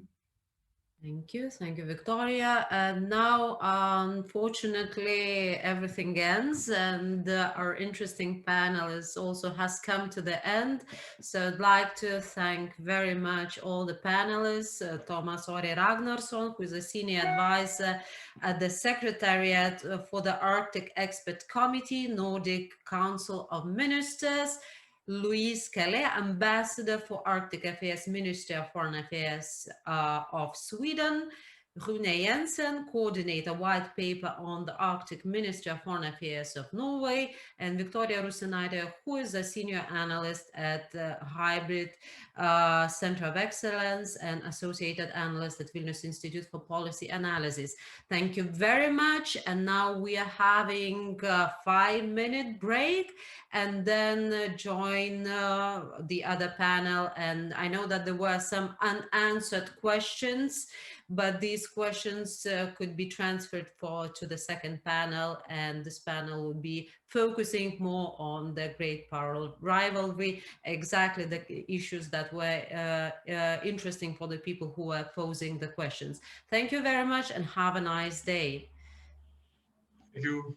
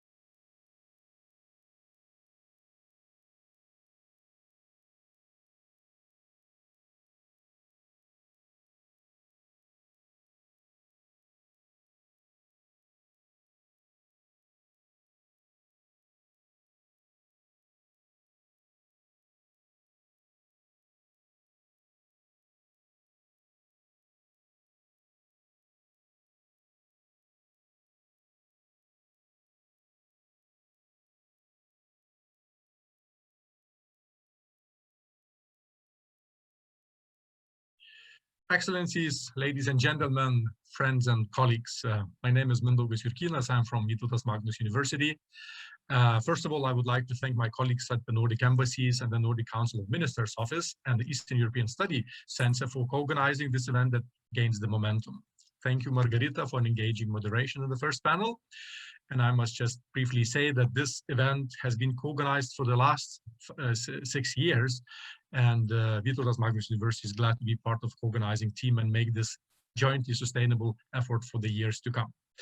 I have a small academic personal touch to the Arctic, and as in 2014, I analyzed Lithuanian interest in the Arctic region. And I must say that Arctic interests in Lithuania were like the metaphysical black cat. You know, metaphysics is like being in a dark room and looking for the black cat that isn't there. But on the other hand, I must concede that within 7 years, Lithuania didn't move to the Arctic, but the Arctic moved closer to Lithuania. So the black cat returned. For that, we have the second panel, which is titled Between East and West, Competition and Cooperation in the Arctic Region. And our panel focuses on the future of the region, possible cooperation and competition between the EU and NATO countries, Russia, and as it has been mentioned, elephant in the room, China. So the question, how to find a balance between competition, different interests, and possible opportunities to cooperate, and what are the main security challenges? Some of these issues and questions have been partly addressed in the first panel, but I still think that there is a full room to look into that deeper.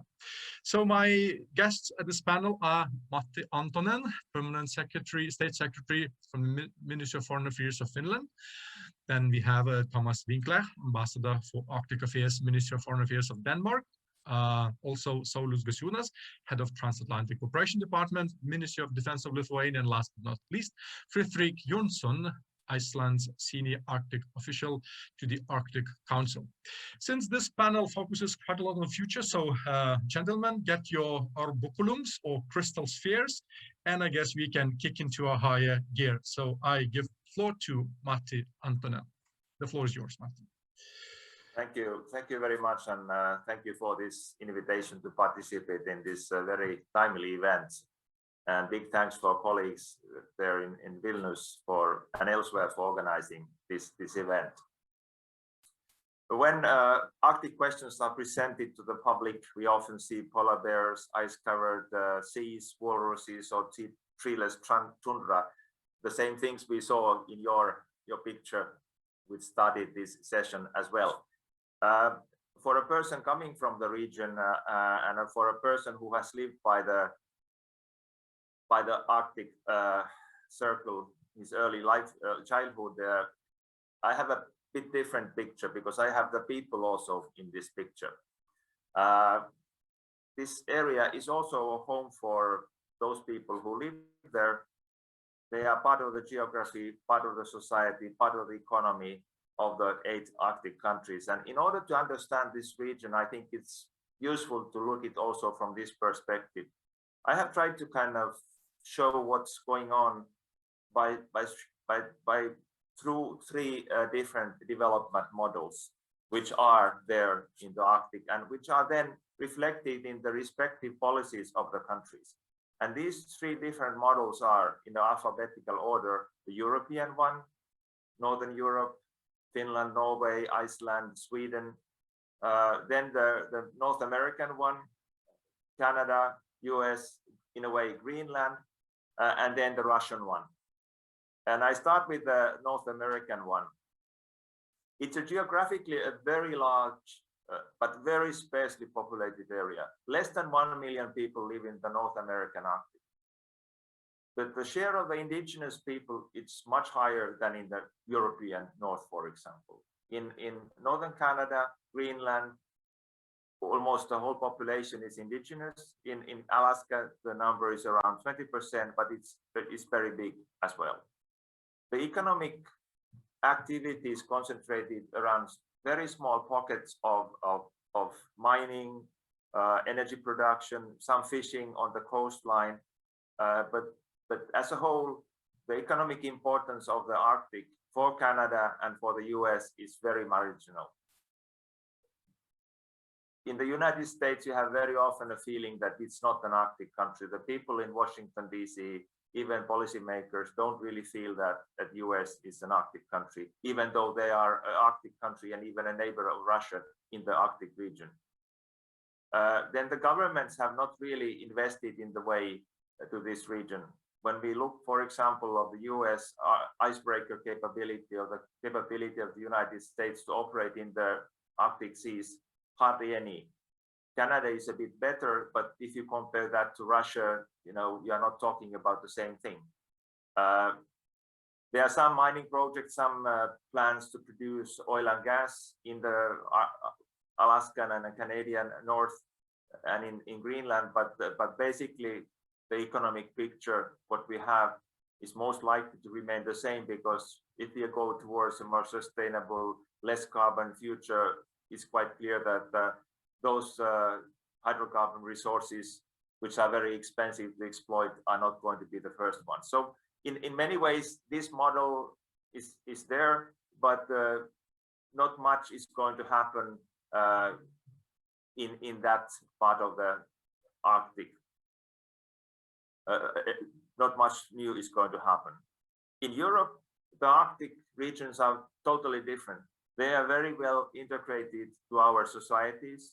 The northern parts of our countries, they are, of course, usually a bit poorer, but they are not so different from the more southern capital regions. The income differences are not huge if you compare to what we have especially in Canada, with the indigenous people and then the people in the big industrial areas.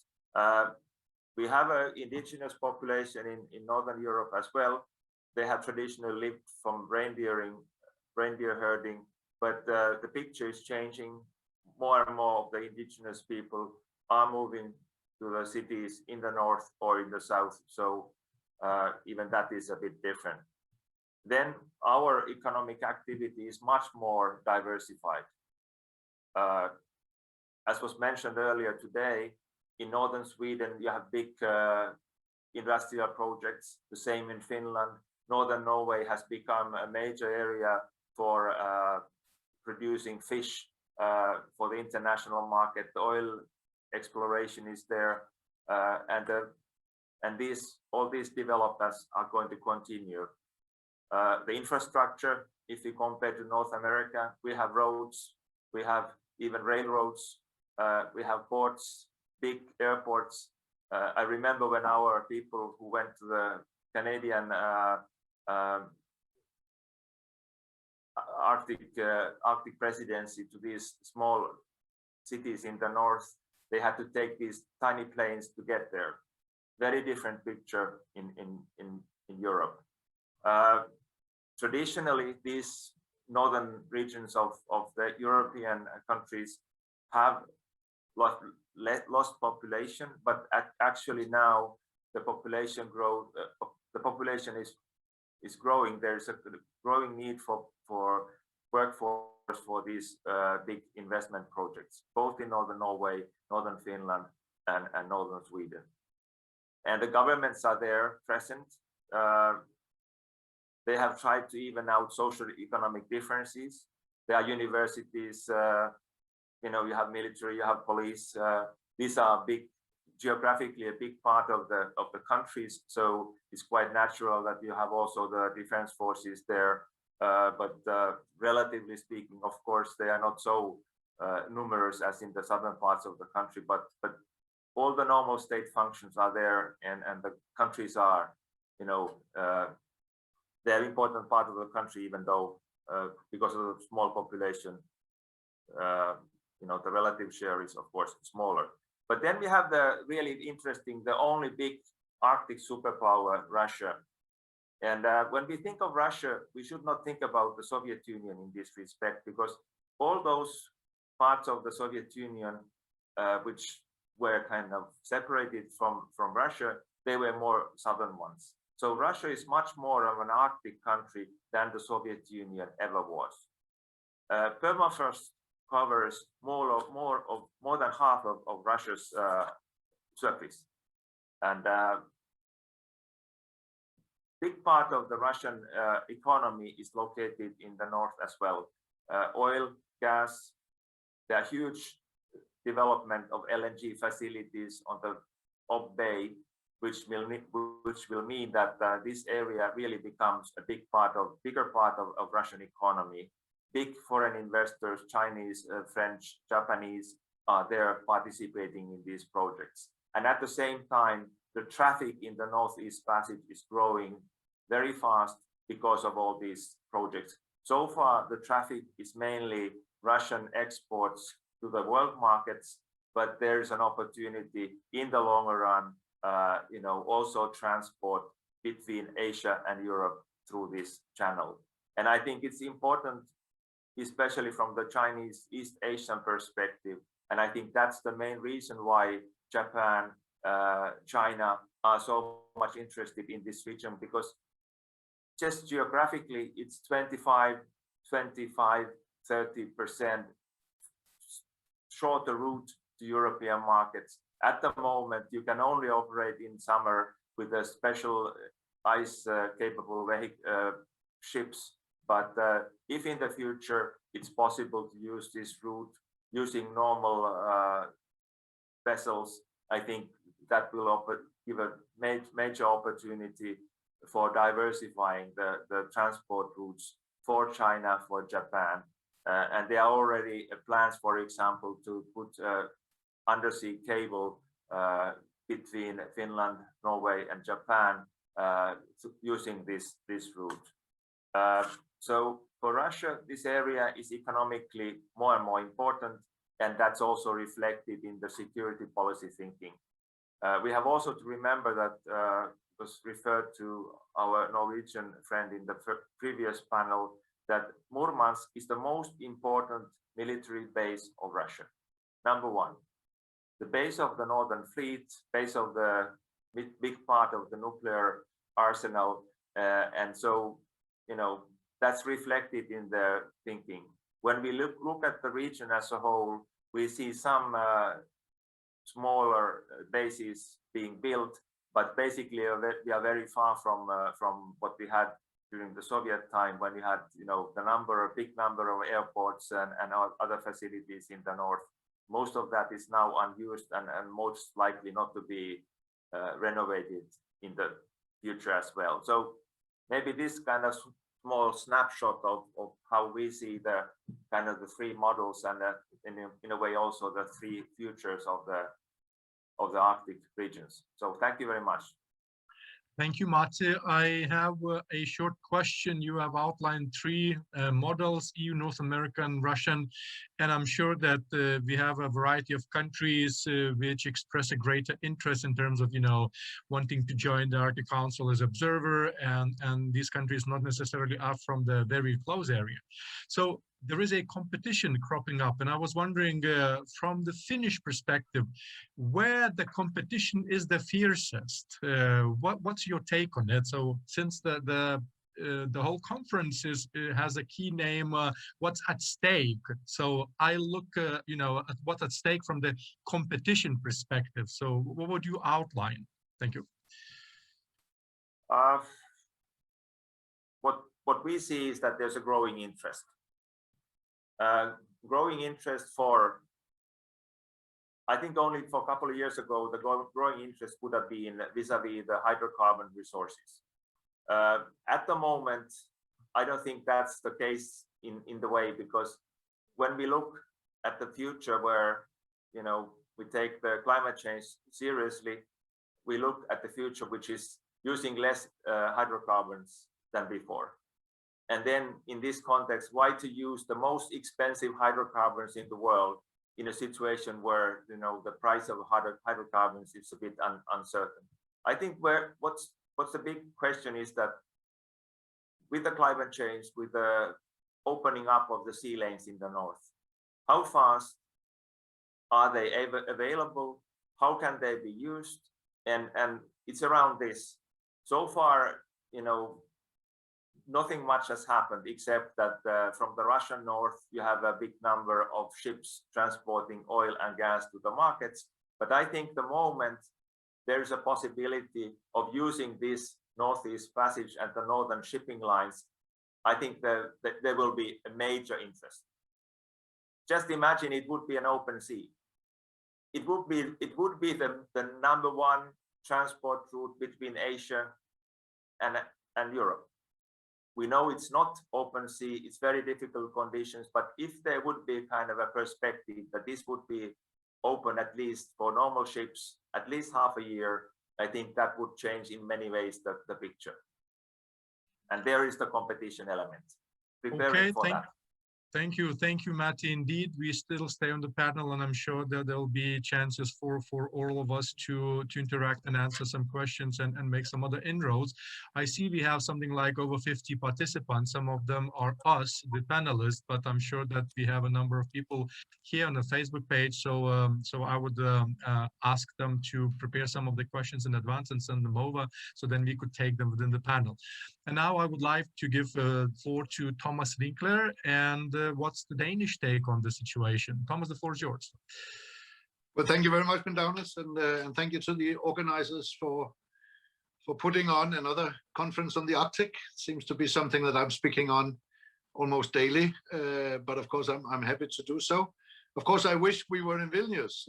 This is a town that I have so many fond memories from, even since my first visit there, which was the 19th of January 1991, when I was a very, very young man. But I have also visited Vilnius in happier times, but perhaps the next time.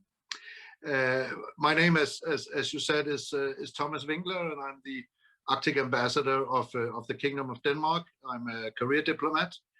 I've been in the Ministry for Foreign Affairs for 35 years, including, well, a brief spell as ambassador to Canada, and perhaps more relevant for this panel, 5 years as the ambassador of the Kingdom to Moscow. I've worked with Arctic issues since back in 2008, where I drafted and negotiated the first Ilulissat Declaration. I'm the Arctic ambassador. I am, as Friedrich, that we will meet later, the senior Arctic official of the Kingdom of Denmark. And on top of this, I'm also head of the department of the ministry dealing with Arctic and North American affairs. And I would just start my brief introduction by warning everybody to be aware of the special construction of the Kingdom of Denmark when you're dealing with the Arctic. It is, of course, completely correct that I'm a Danish diplomat, but in the Arctic, I am mainly representing the Kingdom of Denmark interest. As I'm sure some of you know, we are made up of 3 equal entities: Denmark, which is this very small spot down close to Germany and the 6 million people, the Faroe Islands, the 18 island in the middle of the North Atlantic, and then in this respect, first and foremost, Greenland, the largest island in the world, and the reason why the Kingdom of Denmark is an Arctic state and even a coastal state to the Arctic Ocean. All this just said that, yes, foreign and security policy of the Kingdom is the competence of Copenhagen, but everything is done in close cooperation with Greenland and the Faroe Islands. And when I look at my daily work, this is actually what I spend most of my time on. I would not sort of pretend to be a security policy expert or a military expert. I am representing the cooperating Arctic. So when you ask me the question about competition, I would say the answer is cooperation, and this will be a big back and forth. Of course, I recognize that there is a military buildup taking place in the Arctic, especially from the Russian Federation, but also from others, including the Kingdom of Denmark. As my Finnish colleague said, and I find myself sort of aligning myself with everything he said, this is not really a big surprise. I mean, the Arctic is opening up, and because of the climate change, and of course the states wants to know what's going on. And if you look at our latest defense package in the Arctic, you will see that this is mainly focused on surveillance. I really, again, align myself with my Finnish colleague. I don't see anybody wanting a conflict in the Arctic, and I don't especially see the Russian Federation wanting one, as so much of their BNP originates from the Arctic. I also recognize, as has been said several times today, that the geopolitical tensions are spilling into the Arctic. We should not sort of be, even us in the cooperating Arctic, should not be blind about this. It is spilling into the Arctic. But these are tensions coming from outside the Arctic, as my Swedish colleague said in the first panel, and it's not something we can solve in itself in the Arctic. I really want you to dispel any sort of James Bond scenarios about China occupying the continental shelf or something like that. That is not, if we have a conflict in the Arctic, what is going to happen. So it's very, very important for me that when we talk about security threats and tension, that this is not a black and white scenario. There are so many nuances, just a distinction between the Arctic and the North Atlantic, to mention one, that I think it's important that we remember. We should, of course, be on guard because of the geopolitics, and we are from the kingdom. But the other part of the answer is, and again, it's no surprise to anybody here, is maintain the close cooperation between the Arctic states. And we are. I look a bit tired because I am. I spent 25 hours on video for the past 5 days in the senior Arctic official meeting of the Arctic Council. And we did not talk about security policy or military. We focus on ensuring a positive economic and socio-economic development for the 4 million people living in the Arctic, and of course, protecting the fragile environment. So in my world, Ilulissat 2008 still stands. We, the 8, we are cooperating. We are managing the Arctic responsibly as we promised, and we're doing so within the basis of international law. And of course, since the Russian Federation has been mentioned so many times, the Russian Federation is one of the 8 that I am cooperating, 7, if I discount myself, that I'm cooperating with on a daily basis. The Russian Federation, as has been mentioned, is taking over the chairmanship of the Arctic Council in a few months. They have a very ambitious program, fully within the scope of what we are doing. And I do believe that if she succeeds together with the rest of us to fulfill this, then it will be an advantage of our common goal. So I hope I've not been too cooperative. I think it's important to get that message through. I think the Arctic Council is the key. We are doing a lot. We're very bad at telling the rest of the world what we're doing. So that's something we have to focus about. So the Arctic in my world, or my Arctic, is so much more than security policy and military buildup. And I do wish that the world and the press would recognize that. And I think a conference like this one hopefully will contribute to a more nuanced picture of the Arctic. Thank you very much.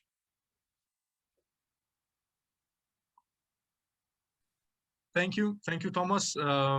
I know that your presentation was not a disclaimer that you are on the wrong panel, that should focus more on the hard security, but nonetheless, of course, being part of the Arctic Council, it focuses on cooperation. It's not always on competition. They go hand in hand every now and again. But then, having said that, cooperation is what drives your activities and what you are mainly focusing on. So perhaps to enlighten us and to give us more optimism in these kind of shady days of pandemia, what would be the success stories of cooperation that institutional legacies, cooperative perspectives are built on success stories, on the concrete results. So if you could rejoice over some, then it would be the moment saying that, look, cooperation happens, it brings the good results, everybody is happy, everybody is ready to kick in. So what are these success stories?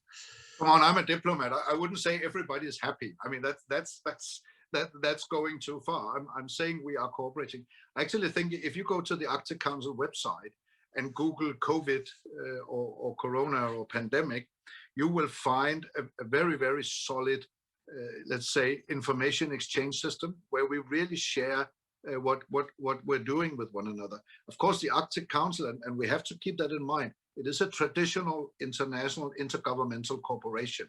So we are not, it's not the EU. There's no supranational body in the Arctic. So what we are doing is recommending to the member states and to everybody else what they should be doing in the Arctic. But I think what we have been doing on cooperation in regard to the COVID-19 and the pandemic is one example. I hope you ask us to take the crystal ball. I hope in the future we will see more joint projects between the 8 Arctic states. There's a lot of projects going on. We heard that in the first panel. But I think I hope we could see even more between all 8 Arctic states, pilot projects demonstrating how, for instance, marine environment best could be managed.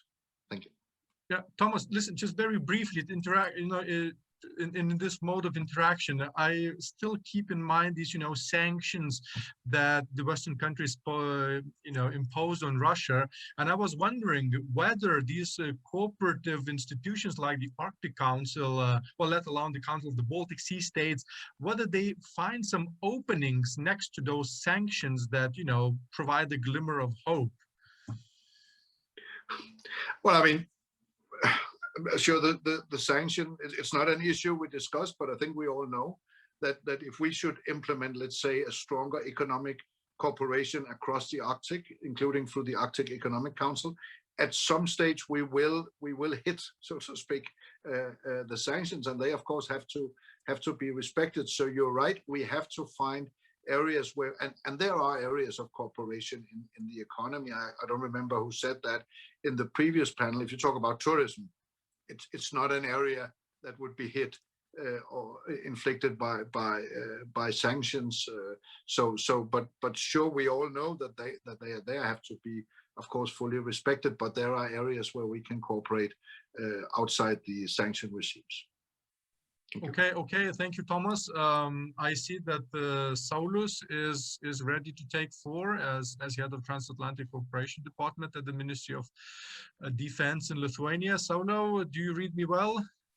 Yes, I am. Do you read me? Okay, the sound check is on, so the floor is yours.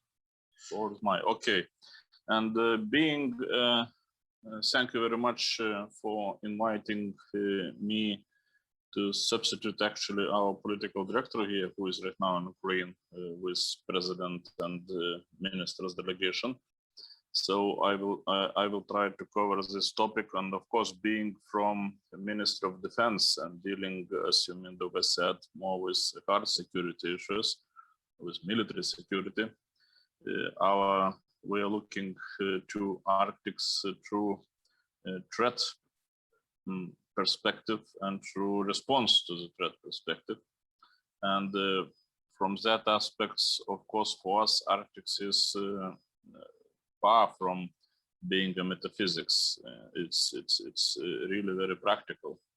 And I would not say that this practicality is growing from recent developments in Arctic related with climate change and melting of ice and things like that. Of course, it's have as inputs and effects on military situation, but the standing itself is pretty classic.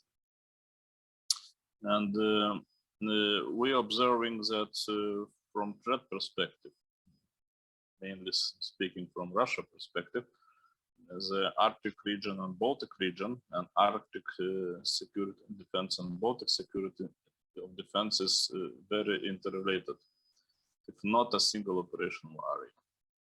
And already several years, yearly, we're observing so-called Russian Navy Ocean Shield serious exercises, and they are right now conducted annually in various parts of global oceans and very actively in North Atlantic. And we see that Russian being back to the scene with remilitarization of Arctic. They have started very practical training how to dominate and how to block North Atlantic communications, at least for a limited period of time. And it is extremely important for my country's security and defense and for Baltic security, because we are very much relying on reinforcement. And the majority of NATO's and of NATO's combat capable capabilities, they are on another side of Atlantic, not in Europe. And Russia, it's quite obvious that Russia, if something will happen in the Baltics, and something will happen at the same time in North Atlantic as well. And they're connecting those ocean shield exercises and exercises like Zapad-Vostok of Kavkaz into one exercising system, one capability system, and it's affecting us very well. And of course, we should think about the response, how to deal with that. It directly affects us. NATO, of course, is a maritime power on both sides of North Atlantic, we are coming back to that area. It's already was mentioned by several panelists before me, and NATO as well organizing a military exercise, and even the American aircraft carrier groups were deployed in North Atlantic, and it's immediately became clear that we should, how to say, resurrect our ability to fight in High North. For example, immediately was sent as a special, plane to American aircraft carrier with winter hats, because it appears that baseball type hat is not appropriate for deck operators in North Atlantic. So starting from that funny nuances. So we are playing with quite a realistic assumption that Russia in any conflict in our area, it's a conclusion, it's connect activities and actions both in Baltics and North Atlantic. Our problem is that Russia have a huge privilege to initiate any action in North Atlantic and Baltics. They are pretty confident that the NATO and the Western powers will not initiate any military conflict with Russia, neither in Baltics, neither in North Atlantic. So they will choose, place and time where to initiate conflicts if such happens. There is, focus on the future of Arctics in this panel, at least describing our panels that we're gonna speak about future. So I would predict that Russia will grow militarily in Arctics and will capabilities which have an aim to destroy Atlantic communications between the US and Europe will grow, with more and more effect on us. So our response will be necessary, and this response will be more and more costly for us. Together with all other competitive areas like trade, like shipping routes, like exploration of natural resources, there will be clear competition and more militarized Arctics in the future. It's clear for me. And speaking as everyone right now is obsessed with China, and no single security and defense conference, no single economic conference is now without mentioning of China. And here all panelists, elephant in the room, yes, China have right now already the biggest world navy, at least in terms of combat ships. And of course they are preoccupied right now with Pacific, but their next, I think, will be not Arctics, but they will settle the military power, navy power in the Indian Ocean. And I think third priority will be Arctics for China. So the regular patrolling of China's navy in that area, including North Atlantic, and even stationing of China's navy, it's by no means a pure fantasy anymore. No mean pure fantasy. And on response, and speaking about response, we have a number of how to say groupings of nations which from defense and military perspective operates in a Nordic region, in Arctic region. It's NB8 format, Nordic Baltic countries. It's Nordic group. It's Nordic group plus US regular format. It's joint expeditionary forces format led by United Kingdom. And we have regular meetings on within that formats, and of course the security and defense of North Atlantic, it's always a topic within that. And in some in joint expeditionary forces formats, it's written down topics. There is two focus areas of joint expeditionary forces. One is North Atlantic, second one is Baltics. And all capabilities, exercises, planning, and so on and so on, you know, it's related to those two areas. And what is very prominent that within those groupings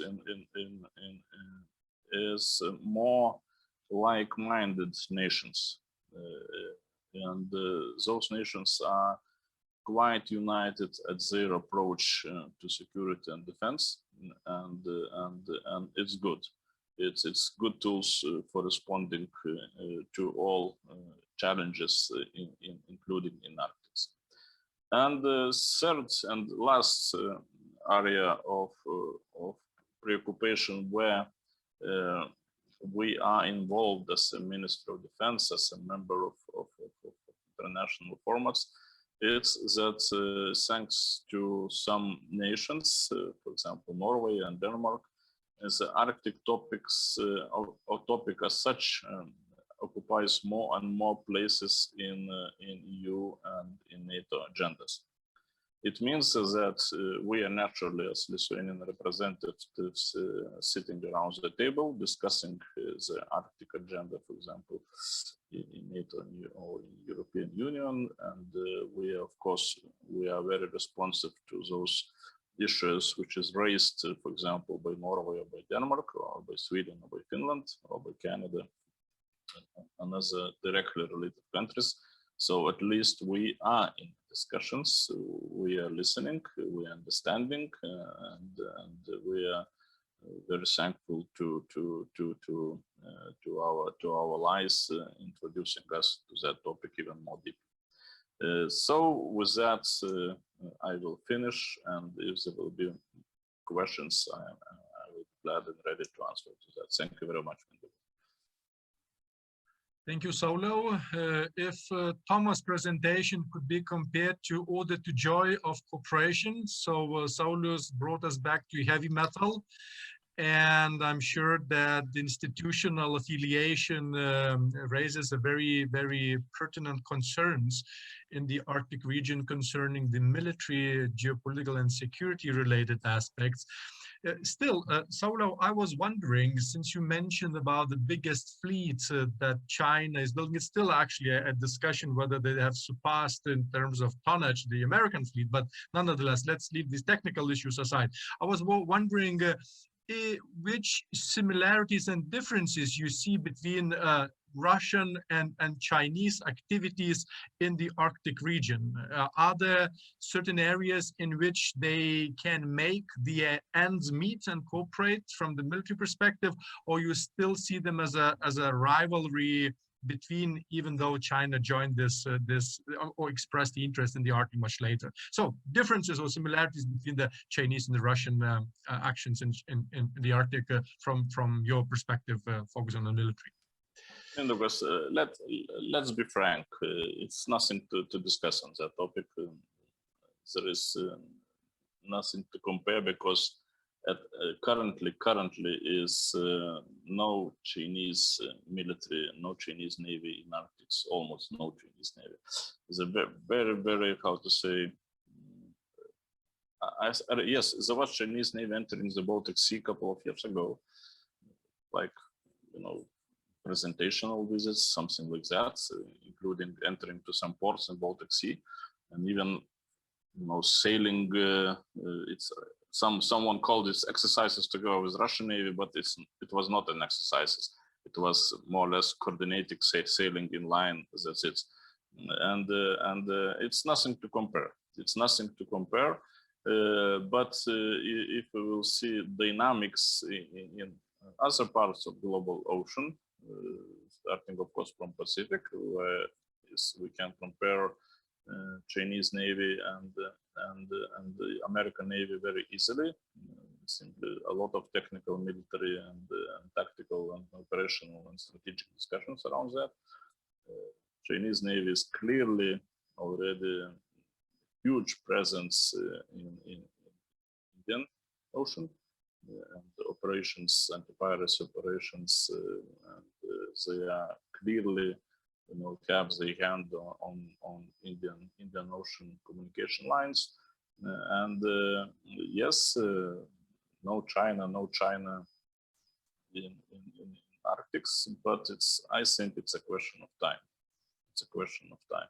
If China is presenting themselves as a global power, global nation, they will seek and will build the situation when nowhere nothing will happen from China's concern, including the United States. Thank you. Okay, I also have this opportunity, since you are from Lithuanian institution, and perhaps any ideas floated across about Lithuanian interest in having or applying for the observer status in the Arctic Council. I know it's outside the military activities, but given the discussions, did you see any political interest within Lithuanian institutions about this, or it's still very dormant? I don't know. I don't know. We still have a representative from Foreign Affairs Minister here, but I myself never seriously thought even about that or participated in discussion or never heard about that. Yes, we are following the Estonian case. What's going to happen with those perspectives? Of course, as it was explained, depends on Arctic Council values and the international law. We respect international law and Arctic Council, but with some Arctic Council members not exactly agree on values and international law. One member of Arctic Council, and I don't know how to blend. Do Estonia respect values and approach to international law of Russia, for example? We will see. So it's an interesting question. It would be interesting to observe. And very briefly, I know that Friedrich is already on the move, but just the very last question on the spot solo. This EPINE initiative, enhanced partnership in Northern Europe, which usually joins Nordic Baltic states and the US, is it somehow still used? And if it is, how much of an Arctic interest falls within that format? Yes, it is used, and of course the physical meetings, it's a bit disturbed because of pandemic situation, and it's used in both how to say branches, foreign affairs branch and defense branch. And myself, I quite a number of times participated in those meetings, and we have kind of bit upper level of meetings in Nordic group meetings to in higher level. In our case, would be vice ministers level, the respective level from all nations, including the United States. It's more defense level without a foreign affairs direct participation, and it is alive. I would not say that it is kind of decisive formats which have a huge impact into practical policies of a region, including Arctic. But yes, it's a good format to exchange how to say information, policies, approaches, especially approaches to a problem, and we are more and more, for example, using how to say Norfolk connection was that because NATO is back to Arctics from command and control perspective, reestablished military command in the United States in the Norfolk, Virginia, which is a signal in itself. It was already quite a time ago, but yes, the direct answer, yes, it is still used, and it still have the place in international relations system. Okay, thank you, Saulo, indeed. And now, last but not least, as they say, Friedrich is about to take stock of events from the Icelandic perspective. And Friedrich, I'm glad to see a representative from Iceland, because in the last 7 years we had an Icelandic representative only in the penultimate case, and now again. So I hope that the Icelandic presence will be now permanent, having this broader view of the Nordic, Baltic, and other interested parties in our Nordic seminars and conferences, which are about to continue, I do hope. So Friedrich, the floor is yours, please. Thank you, Mindaugas, and good morning, Vilnius from Reykjavik, where, just because somebody mentioned you had snow there this morning, we are enjoying 8 degrees Celsius, a little bit of a drizzle, and in Iceland, I think in Finland, whenever it gets above 5 degrees, that's when we, take off our shirts really and put on the short sleeves and start basking in the warmth of more than 5 degrees Celsius. Now, but we also have, in addition, we have a little bit of an earthquake thing going on. So we're also doing a little bit of shake, rattle, and roll, courtesy of Mother Nature. Now, I want to express my appreciation to the organizers for inviting me to this event. And I'll just say right off the bat, you can invite me back anytime, especially if we get to the point where I can actually travel to Vilnius.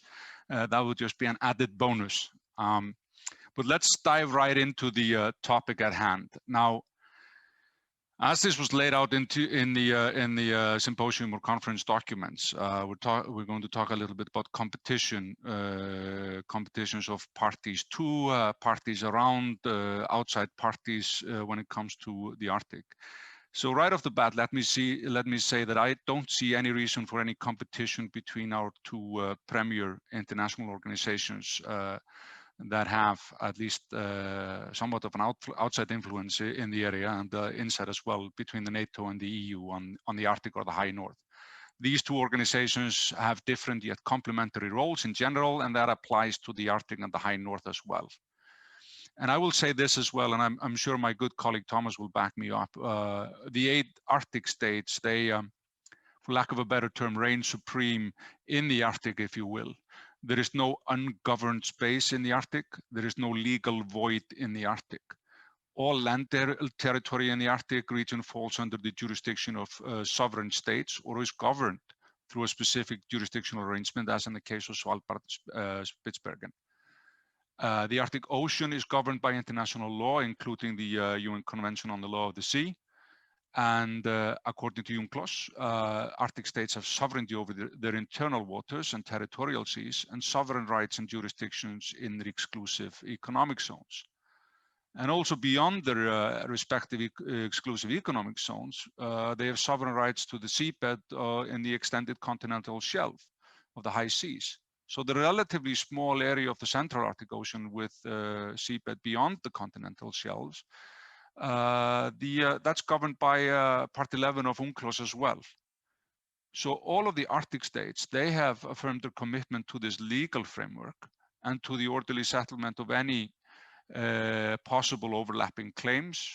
Disputes over maritime boundaries have so far been and are being resolved through established international processes. So that's just to keep that right on the bat. That should right off the bat, that should keep us hopefully in a cooperative and mutually beneficial setting when it comes to the legalities. Now, 5 of the Arctic member states, Arctic Council member states, are also members of NATO, and 2 are privileged partners, Sweden and Finland.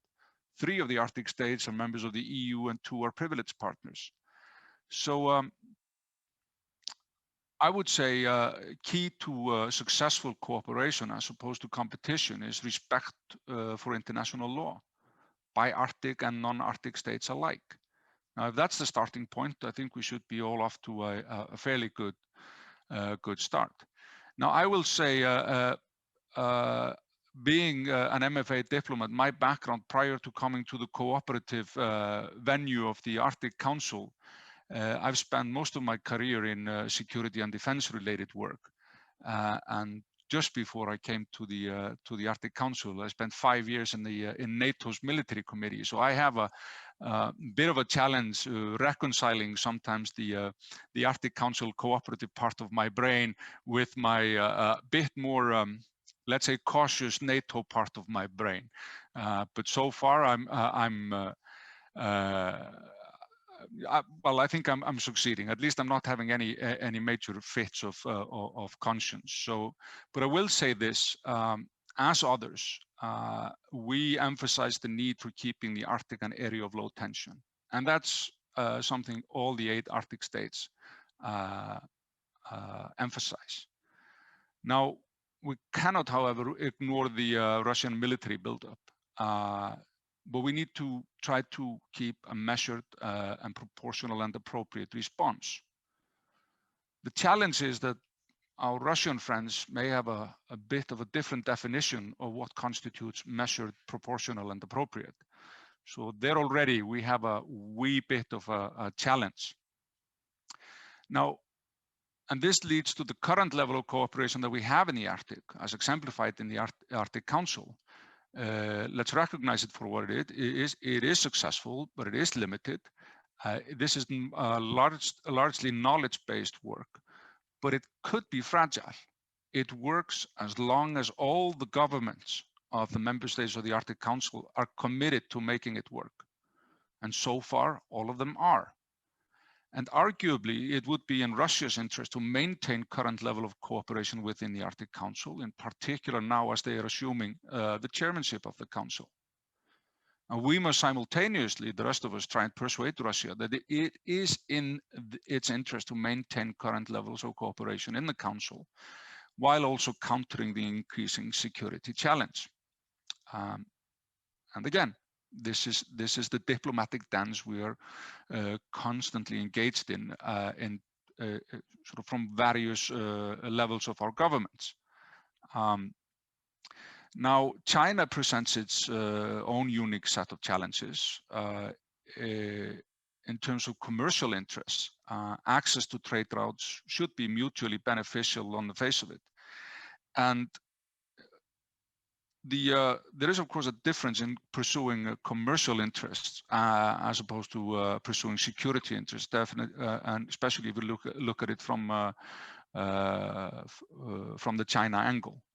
And then you can see the approach of China and the interest of China when it comes to the Arctic are perhaps not fully aligned with how they interpret their interests in other international sea areas, such as the South China Sea. And in fact, China's interests in the Arctic are completely dependent, again, refer to my earlier points, on respecting international law, UNCLOS, freedom of movement, freedom of navigation, etc. So there is that. There has been much hype about China's entry into the Arctic, if you will. Some of it a bit overblown, some of it not helped by their own rhetoric. I think they've, in my view, I think they've themselves have realized that maybe referring to themselves as a near Arctic state was not particularly helpful. From Reykjavik, it looks like China has been a bit more deliberate, cautious, if you will, in its approach to the Arctic. And we'll say the way they've been operating as an observer in the Arctic Council is has been good, no complaints. But they've been a bit more measured internationally. You don't see this inflammatory rhetoric anymore with and now you might wonder whether that's partly a loss of interest. I don't think so, but there was indeed strong pushback from all of the Arctic states on this rhetoric of near Arctic states. So let's hope at least that they were listening and then they're proceeding a bit more diplomatically, if you will. But let's see. all in all, taking all of this together, I think I don't foresee any dull moments in the Arctic anytime soon. But let me now turn a bit to my more diplomatic and cooperative side. And as we talk about competition in the Arctic and in the high north, the potential security challenges, and hopefully we can get more into that in the question and answer period. Perhaps maybe it would be good to see more competition on sustainability in the Arctic. Let's not just focus on the potential negatives in terms of security competition, but let's maybe try to compete positively, if you will. If we focus on 3 pillars of sustainability, on economic viability and the environment and social equity, this is where we should really try to focus our competition effort to do better and be better. In particular for the benefit of the environment. In the previous panel, they talked about the climate issue. We have, during the chairmanship of Iceland in the Arctic Council, focused on issues such as the interrelationship between economy and the environment, the utilization of resources. This is where we would like to amplify our focus and do much better. And this is a challenge for our Russian friends. They have, it's been mentioned before, they have a massive economic interest in their own Arctic and how they go about utilizing it. And they have a major challenge. Because a lot of the economic opportunity is related to carbon trade or carbon utilization and exploitation, and that maybe doesn't quite compute when it comes to their environmental concerns. So we'll see, but this will be again, I don't think there will be a dull moment going forward in the Arctic, but let's all try to accentuate the positives. Thank you. Thank you, Fredrik. I was wondering, since you said that there is a need to keep a low tension, and you said you had this optimistically cooperative side in you. So, what would be the best first steps in the sustainability of low tension? Because we all know that competition is here and some military interests as well. So, where would you start? Well. The obvious start is through cooperation and in particular through dialogue. Let's say when it comes to Russia, for example, NATO has the official policy that we pursue deterrence and dialogue. And I think we have a challenge with the dialogue part. Now, that challenge isn't just on the NATO side. It's also on the Russian side. Let's just be frank and honest about that. And we have a difficulty in elevating the dialogue to a level where it's truly helpful. We are still too much talking at each other than talking with each other. But this is a challenge as well, particularly since 2014, because how do you approach dialogue with Russia while at the same time avoiding normalization or legitimization as it comes to the reasons why we have a challenged relationship with Russia after Ukraine and Crimea in particular. So this is the policy challenge we have within NATO. Is all right? We need to talk. We need to deconflict. We need to approach them in practical ways. But how do we do that without being seen, for lack of a better term, to be seen to be rewarding or ignoring bad behavior? So that is a challenge. For the Russians as well, it's you keep hoping that they will see the benefit of better cooperation. That always being the antagonist is maybe not a sustainable way to conduct policy. Sometimes it should be more effective to be benign and positive as opposed to being disruptive and negative. If I can see that in some way, if you're always part of the problem, you have to be part of the solution. That I can see that as, okay, you can come to the conclusion that that can be an effective policy, but it's not sustainable in the longer term. And in any case, if you're Russia, you want to build up economically, what are your major markets? Should be their next door neighbors to the West. So their longer-term interest, the longer-term interest of Russia, I would imagine, should be to be more cooperative. Yes, but so far they've made different choices. Again, as I made the point earlier, their definition sometimes of what is rational and what is optimal is a bit different than ours, it seems. Thank you. Okay, thank you, Fredrik. Now, ladies and gentlemen, we have waded into the dangerous waters of the lunch break time, and I see that sugar levels are dropping in some of the participants as the number of participants has melted slightly. I will not mention the numbers, you can see them on the screen. Nonetheless, we still have an opportunity for the Q&A session. And I wonder if anyone from the audience would like to send the question to the chat. And before people are thinking up to ask something smart and interesting, I will address one of the questions which has not been answered since the first panel. So I hope that the distinguished panelists will allow me to read the question, which sounds like the Barents Euro-Arctic Council and the Northern Dimension, which surprisingly did not come up in the discussions. Though these partnerships operate partly in the same geographical area, as the Northern Dimension focuses both on the Baltic Sea and the Barents regions.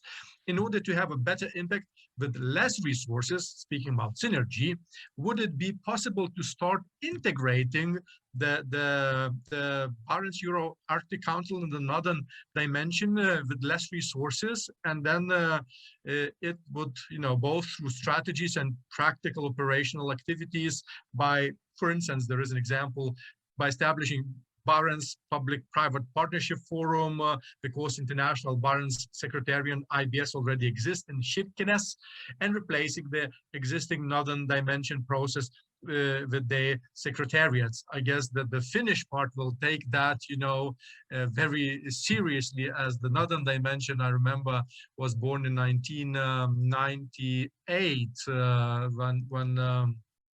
when one of the leaders, I guess Paavo Lipponen, proclaimed that Northern Dimension initiative, which then became also part of EU external policies. So would any of maybe Matti, I would ask you first to address this issue. Thank you. Thank you. It's an issue we have all struggled with. And I think at least in Finland, we have come to the conclusion that all these organizations have their reason to exist. If we start with the Barents, there is also a kind of Barents Regional Council composed of those regions in Finland, Norway, Sweden, and Russia, which are in the region. So it's a kind of regional organization, and I think many of the questions are really connected to the region around the Barents Sea. The closest point of Finland to the Barents Sea is less than 15 kilometers, so we are, in the vicinity. The same, Sweden is maybe a bit further, but anyway, the challenges are similar because they are all regions where we have a lot of area, but not many people. The nature is about the same, and the challenges coming out of this are the same. When we talk about the Northern Dimension, I think the main benefit so far has been in the sphere of environment. Through those funds which were created around the Northern Dimension, we have been able to do a lot of things mainly in the Baltic Sea area, in Belarus, in Russia, to clean up wastewater, to improve really in a big way the quality of the Baltic Sea. In the north, in the Northern Sea areas, it has been used to clean up nuclear waste, also a problematic substance.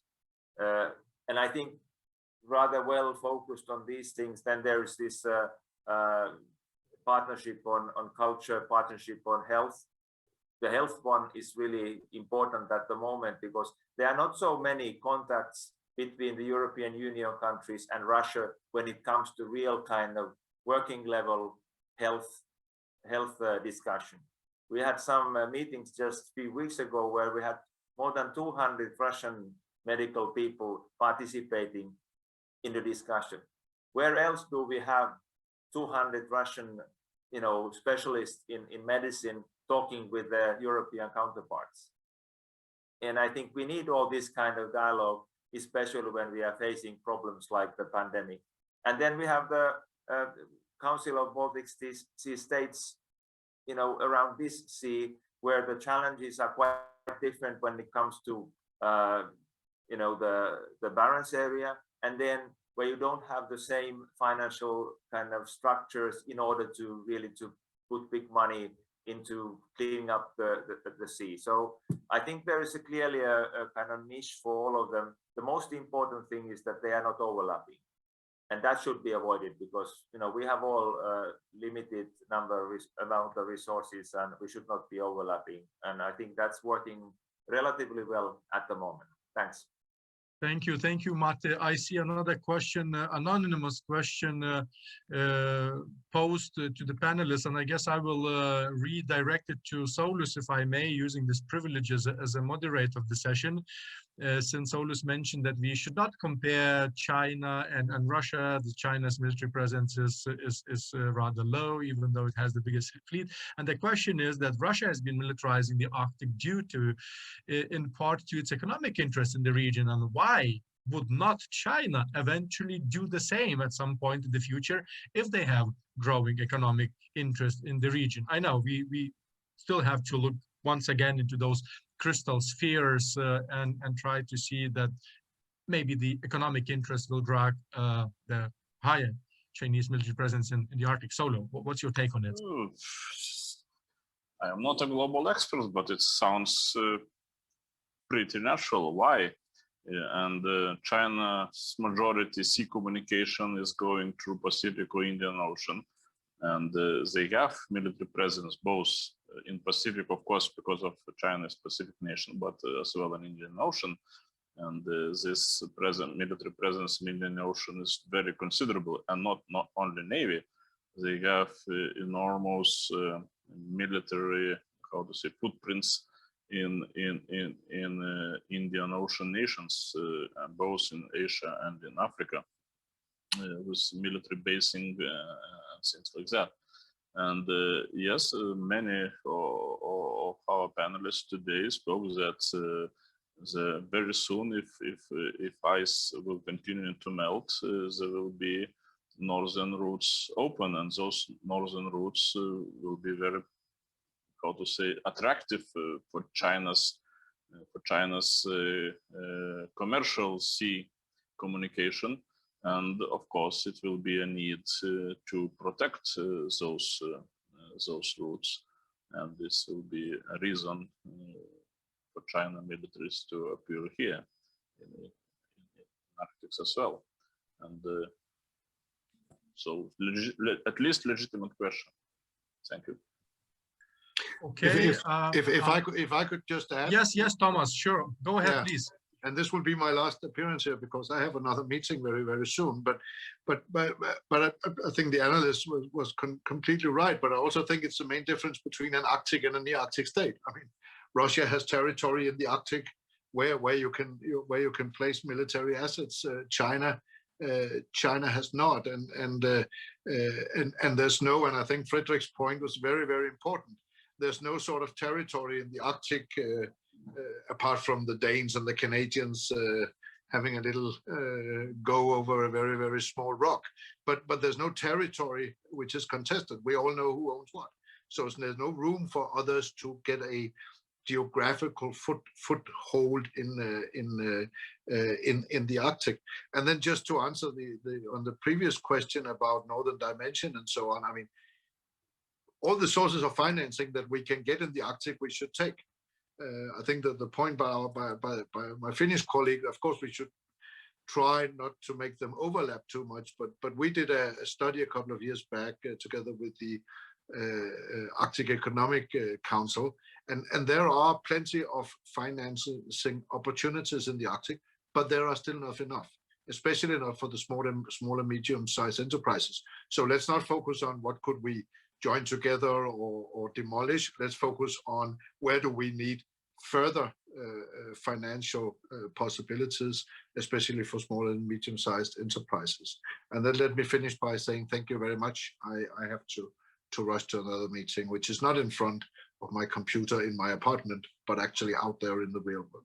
So thank you very much. Thank you, Thomas. We're really glad to have you here.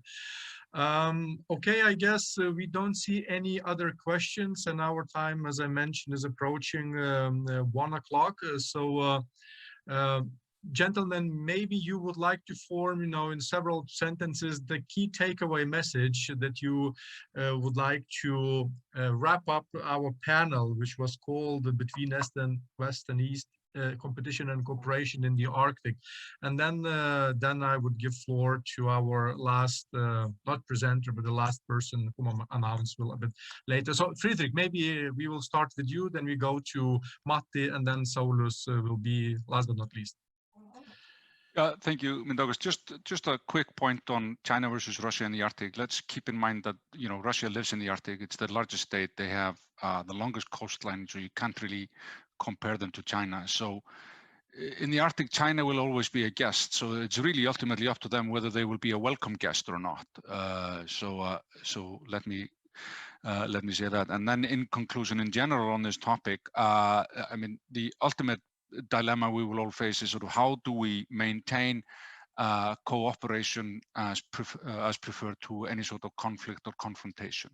And that's the ongoing work of us diplomats, ongoing work of those who work in MODs.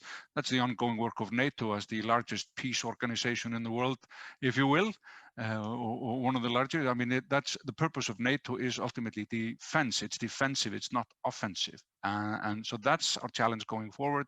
How do we keep this balance on the right side for all of us?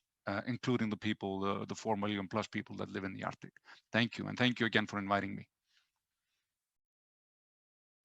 Okay, thank you, Friedrich. And Matti, your final summary. Thank you. What I wanted to emphasize is that they have very different 8 countries. Their interests are different. Their presence in the Arctic, they are different, even though they are, of course, all sovereign countries. But the importance of the Arctic for all of them is different. And then the big question is the climate change. How will climate change change the region in a way that if it becomes a major transport route, I think that Arctic will be very different from the Arctic we have now. Thank you. Thank you. And Solo, your turn. Thank you. And 3 remarks, short remarks on Arctic's military and defense meaning. And we should remember that vital goal for Russia is to destroy communications in between the United States and Europe, and all majority, not all of course, but majority of capabilities which Russia maintains and develops for that purpose is based in Arctic, in Murmansk, actually, to be precise. And it's in itself, it's a factor, military factor, where Arctic have impact to overall NATO North Atlantic security. Number 1. Number 2, about dialogue. And there is little dialogue with one of Arctic partner, meaning Russia, because it's monologue, and we have problems to have common ground for dialogue, common topics, because we would like to speak about topics which Russia would not like to speak about them, and we would not like to speak on topics which Russia would like to speak with us.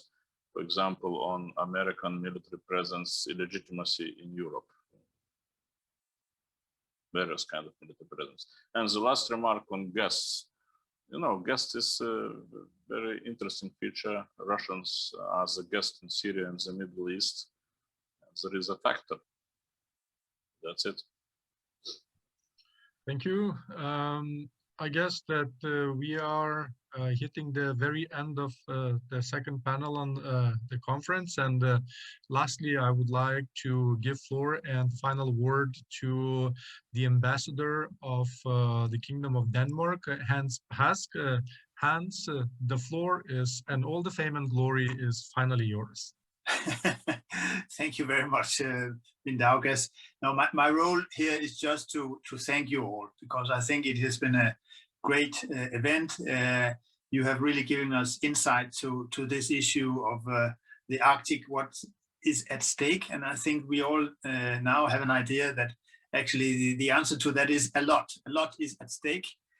We've heard that not only to the economic, environment, climate, transport, resources, and of course also security issues that we just discussed. So it is a broad agenda, and from that perspective, a lot is indeed at stake. And what also Michael Mann mentioned to us, that what happens in the Arctic does not stay in the Arctic. So it is also a lot at stake for the EU, and if there's a lot of stake, it also involves Lithuania, and therefore I hope, Vytautas, that next time when you write an article, it will not be about a black cat in a black room. It may be a black cat, but hopefully running out here in Vilnius and becoming much more well known. But for us here as embassies, and I would like to speak on behalf of my good colleagues here, and also in Helsinki and the Nordic Council of Ministers, it's important for us that Lithuanians will know more about what is at stake, in particular for those who are Arctic countries. So, and in order also to facilitate that this issue is more broadened out, we have agreed with the Eastern European Studies Center that an article will be written afterwards on our good discussion. So hopefully we can continue pushing this agenda forward. Also thanks to the Ministry of Foreign Affairs and Ministry of Defense for participating. But lastly, I want to thank our two moderators. I think that we have really been happy and fortunate that we are able to have not only one but two professors of the two leading Lithuanian universities, you, Vytautas, from Vytautas Magnus in Kaunas, and Margareta Seskytė from Vilnius.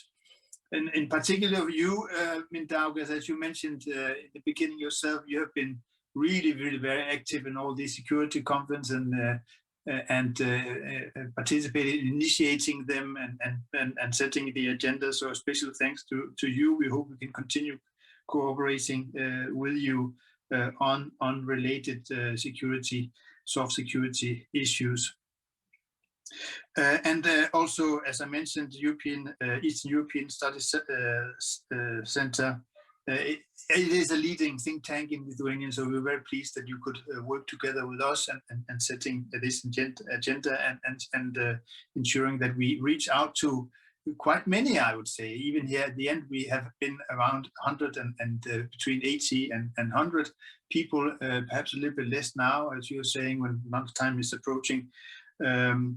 But lastly, I hope that you have all had the chance to receive a link to the movie The Good Traitor, which is about the role that the Greenland played during the Second World War. I think it well illustrates what is at stake at this part of the world.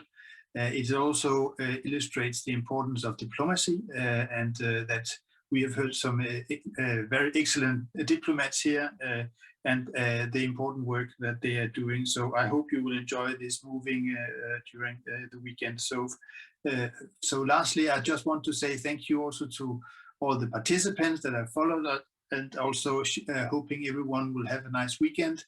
We started with -2. There was snow outside. Now it's +2, and the ice has melted. So I hope that we will have a nice weekend, all of us. So thank you very much.